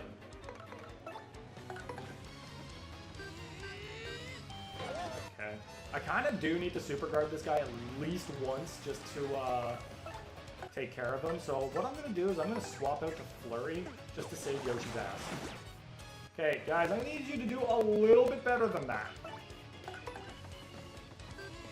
Could have taken care of him this time. No. What's my other move? Lip Lock. Oh, that's actually not bad. I wouldn't call it great, but there we go. We're gonna use that last turn though. The big comfy couch also kind of scared me as a kid, if anyone knows what that show is. You're damn right I know what that show is. There was one episode that scared me, and that was the one that dealt with all, like, they were, like, scared of all the shadows on the ground, and I was like, yeah, those are pretty creepy. But, yeah, I also probably wouldn't take clown business as a very comforting thing, especially in this era after Pennywise took over the scene. And that year where people started dressing up in clown costumes and started scaring the shit out of people.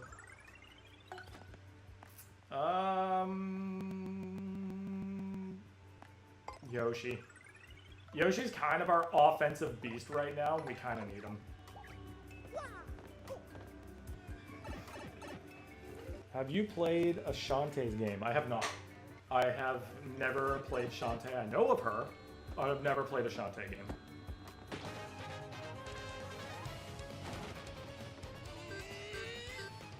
This is not looking good. Okay, so Yoshi is not the move here because I'm not spending... Okay, I would rather spend 3 FP to attack everybody than 4 FP to attack 2 enemies, especially in a crowd of 5. We're really going to need to have our super guard game up here, or we're going to die. Right! I was only at 10 health. Okay, that's our first one. So we got 2 lifelines on the back. Please don't waste 2 life shrooms on this. Okay, we did. Do you know of the Lonely Assassins? I do not. And that sounds like it's good. That doesn't sound like it's leading up to be something good. Okay. Well, that would have been useful like a turn ago. Coop's front and center. Mario's not in a position to be doing this. Okay, there were 10 star points. We're going to get a level up from this. That doesn't help too much because we've already used up 2 life shrooms in 1 battle. This is great. Not good. The Weeping Angels. Yeah, I know about those. Aren't those from Doctor Who? I think someone told me about those, and those things are terrifying. Okay, we need to super guard.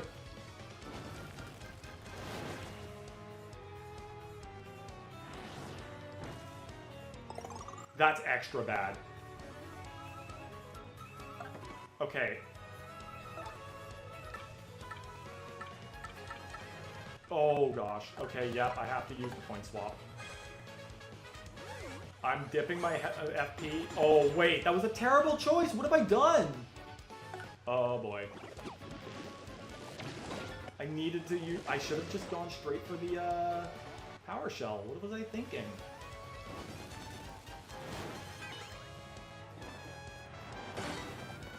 Oof, we're making some pretty bad decisions here.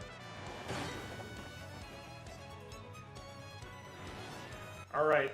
Nah, we gotta go right for it. I tried to use this turn. I tried to use the health restoring option, but that did not work. I should have just ended the fight. I don't know. That honestly was not the smartest battle we've done. All right, this is the wake-up call, guys. If these Phantom members are going to be the most likely thing to kill me here. Maybe not this group, but ones down the line will do some serious damage. Thankfully, we're getting a level up, which I'm thinking FP might be... Ooh, it's a tough choice because they're both at 30. Well, the only reason why I'm at 1 is because I used that... Yeah, you know what? FP's going to be moved. Yoshi's probably still going to be useful once we start encountering chain chomps. Alright, well... Yeah, these fights are taking a while. And that's not even mentioning what Bonetail's going to be like. Bonetail is definitely going to be a massive power lift only kind of fight. Nothing else is going to be really useful against Bonetail, other than just straight raw damage. That's just the thing about Bonetail. I wouldn't call her a disappointing fight. I would call her just like... It's just a fight of endurance. It's just, she's an HP sponge. Get down here. Bonetail's main thing is just soaking up damage. Okay, I don't like this. I know these guys only have 9 health, so Yoshi and I can take care of them in 1 turn each. But they do restore health if not taken care of.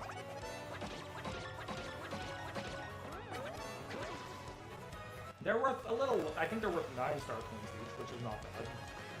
We're also looking at a point, oh, right. Forgot about that.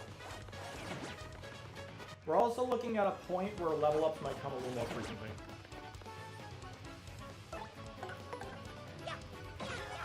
I need to get my head back in this game.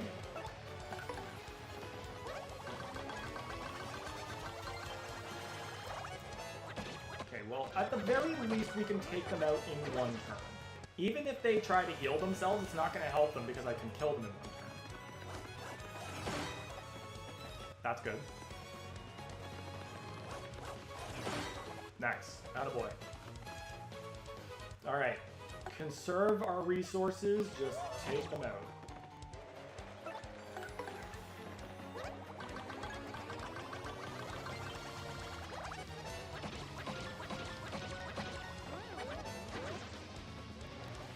Again, pretty solid EXP count. Okay, just... Nice. One change that was kind of weird is that you have to super guard them before they latch onto you instead of being able to super guard them after they're done leeching the health out of you. Probably because they added the... Like, I'm pretty sure they can only do one of the attacks in the original. I think they can only leech your HP in the original. But now they can do both in the remake. If I'm correct.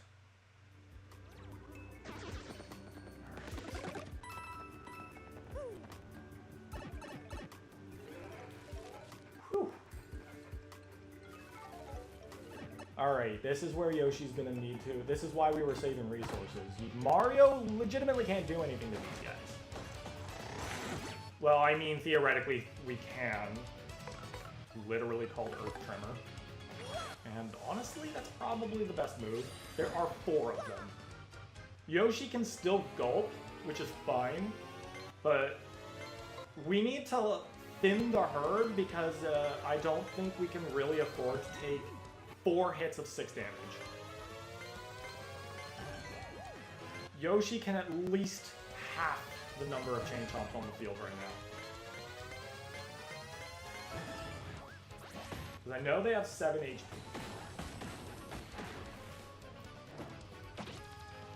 Alright, good.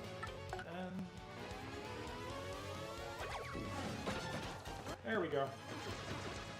Okay, now if we can super guard these guys, we can win the fight. Nope.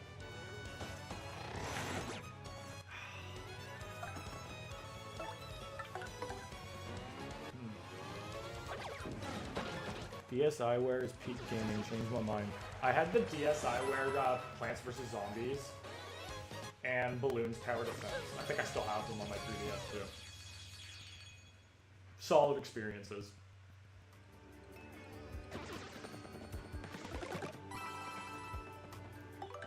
Alright, I'm down to 10 health. Again.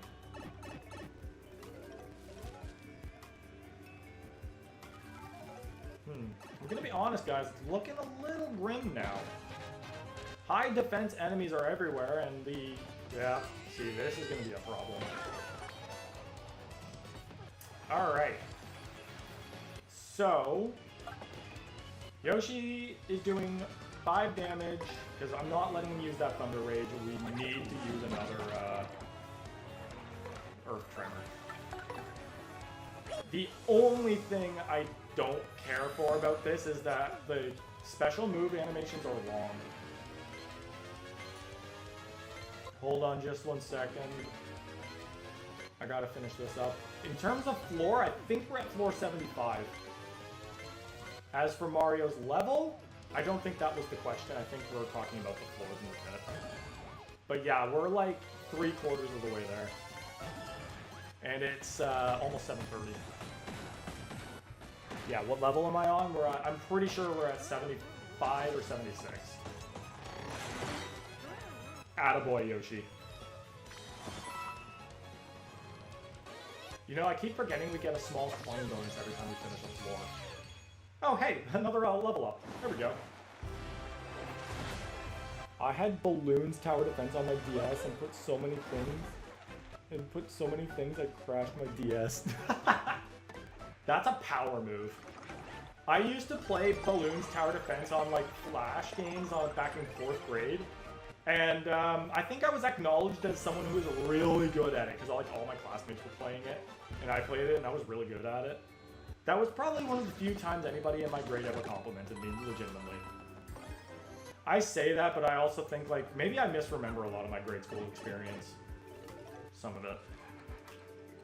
I managed to crash my DSi with Balloon Tower Defense 4. Have you played the Mario and Rabbids games? Yes, I have. I've played both of them and they're great games. 77, alright. You are going to be an issue. Especially if there's 3 of you. Okay. So, we might have a little bit less of an issue with these guys because there's no booze in the audience. So, we're gonna have to, again, go straight for a power lift because that's the damage output. And that will be good for at least taking on the first guy. And again, neutralizing as much damage as possible.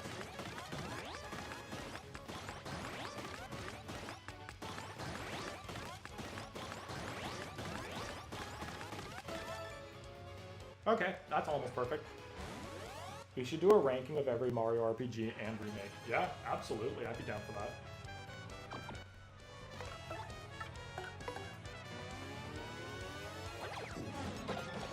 Okay, it's still good damage.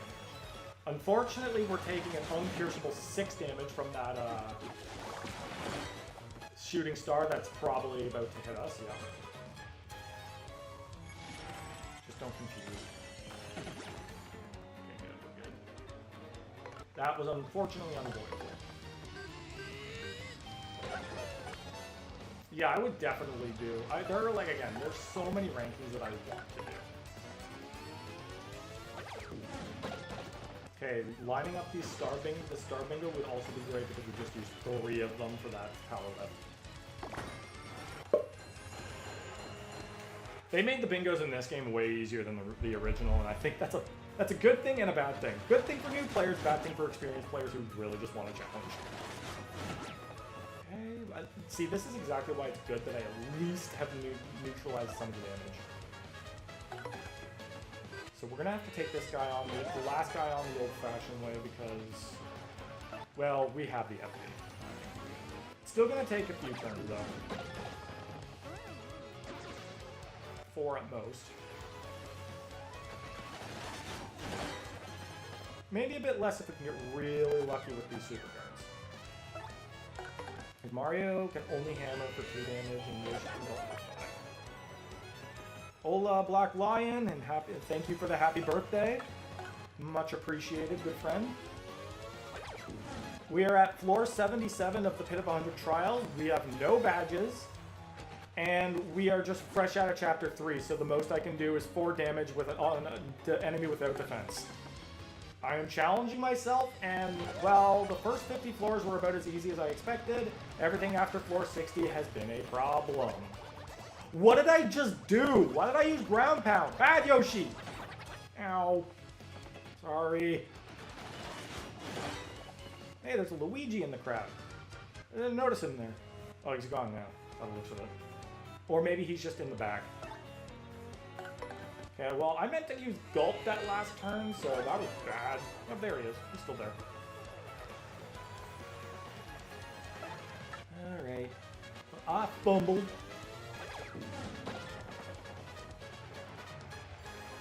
Give me 1 second to address comments. Okay, good. I remember weeks ago when I was grounded and all I had was me and my trapper keeper, aka my treasure. I once made myself sick so I can stay home. It was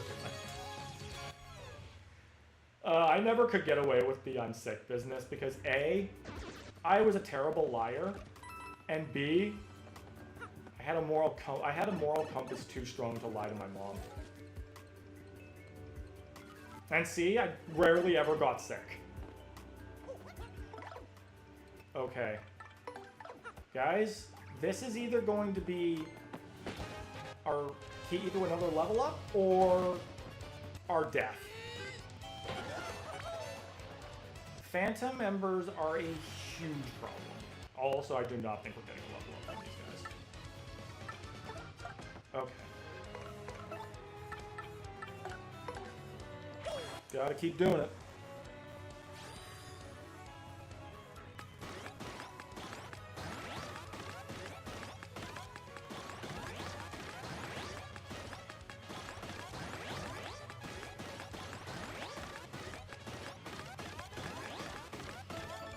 Okay, well, I don't know how much that's actually going to help because the Phantom Embers can just blow flames at us.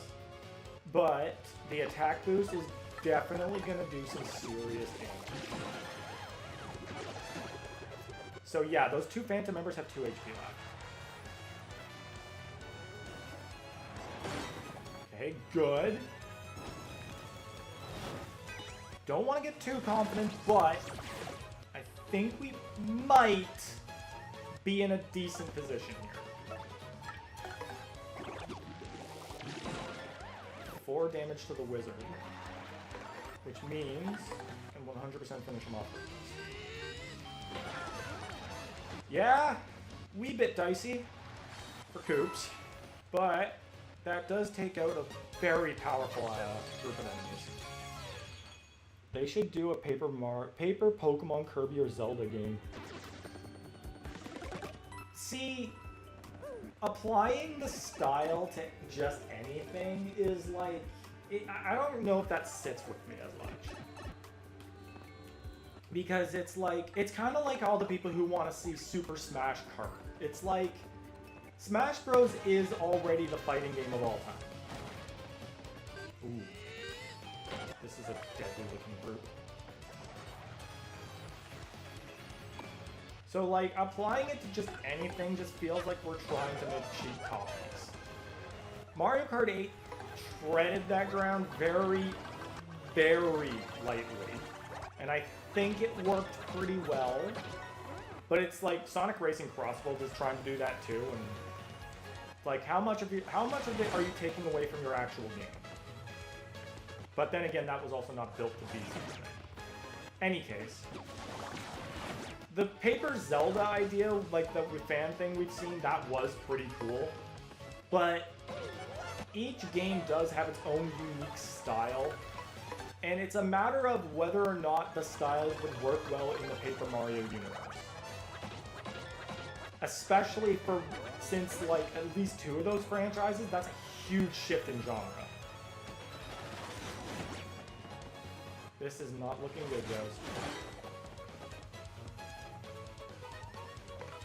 Question is, like, I think the real question is, do I really want to prolong it that long? Like, do I really want to fight that hard to get to the bottom here? I will admit, I like that I'm struggling. I like that this is a challenge. This is actually, I'd wager, just as much of a challenge as the pit run, the pre-hooktail run. Because, like, without badges, this is hard. I can't jump on spiked enemies. I'm not immune to status conditions. I can't pierce defense without using, like, double the amount of FP I normally would.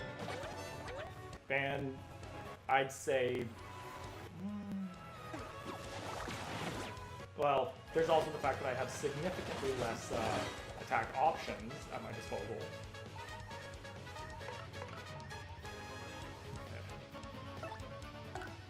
We have 1 life room left, and that's a problem because Yoshi might be the one to take it. Unless these Koopa Trolls can both just attack straight on, but even then, if Mario doesn't super guard both of these, which he did, we're good, he would have died too. Well, actually, no, if Yoshi had died first, then he would have taken up the life room. What are you doing? I don't need you to do that, buddy. I say we Hail Mary it going forward. Let's just see what we can do. Because let's be 100% honest with ourselves, beating Bonetail is also a little bit less realistic in the time frame. Ooh. Okay, so The live stream gets procced for both of us if we both go down at the same time. But I think at this point, now it's a Hail Mary. Because this is also the smartest option, because I can kill the stick certain people. Yeah, now we are pretty much down on reliable HP recovery to 0. So we're going in, everything from here on is guns a-blazing, alright guys? Speaking of Smash Bros, I want Rayman in Smash Bros. It works perfectly. That'd be okay. Have you thought of doing a fixing paper sticker star video? Well, I haven't thought of that. That would be a cool idea. The only thing is, I can't record 3DS footage, so getting sticker star footage would be hard. I'd have to get it from somebody else. I'd have to credit it. I'd have to make sure that it wasn't personalized, that it wasn't a face cam. It was like, there's a lot to consider with that. 3DS footage is kind of my weakness. Shy Guy's angry at you for deserting them on an island. Hey, we didn't desert him. He's got his family. But they got their family. As a kid, I used to put coins in my mouth because I liked the metallic taste, and one time I accidentally swallowed a quarter and it hurt like hell. I can imagine. I'm assuming we haven't seen any change. Yeah, I think I deserve that. Also, there is a very, very, very, very small chance I'm making out of this one alive. I am pretty confident that this is where I'm gonna die.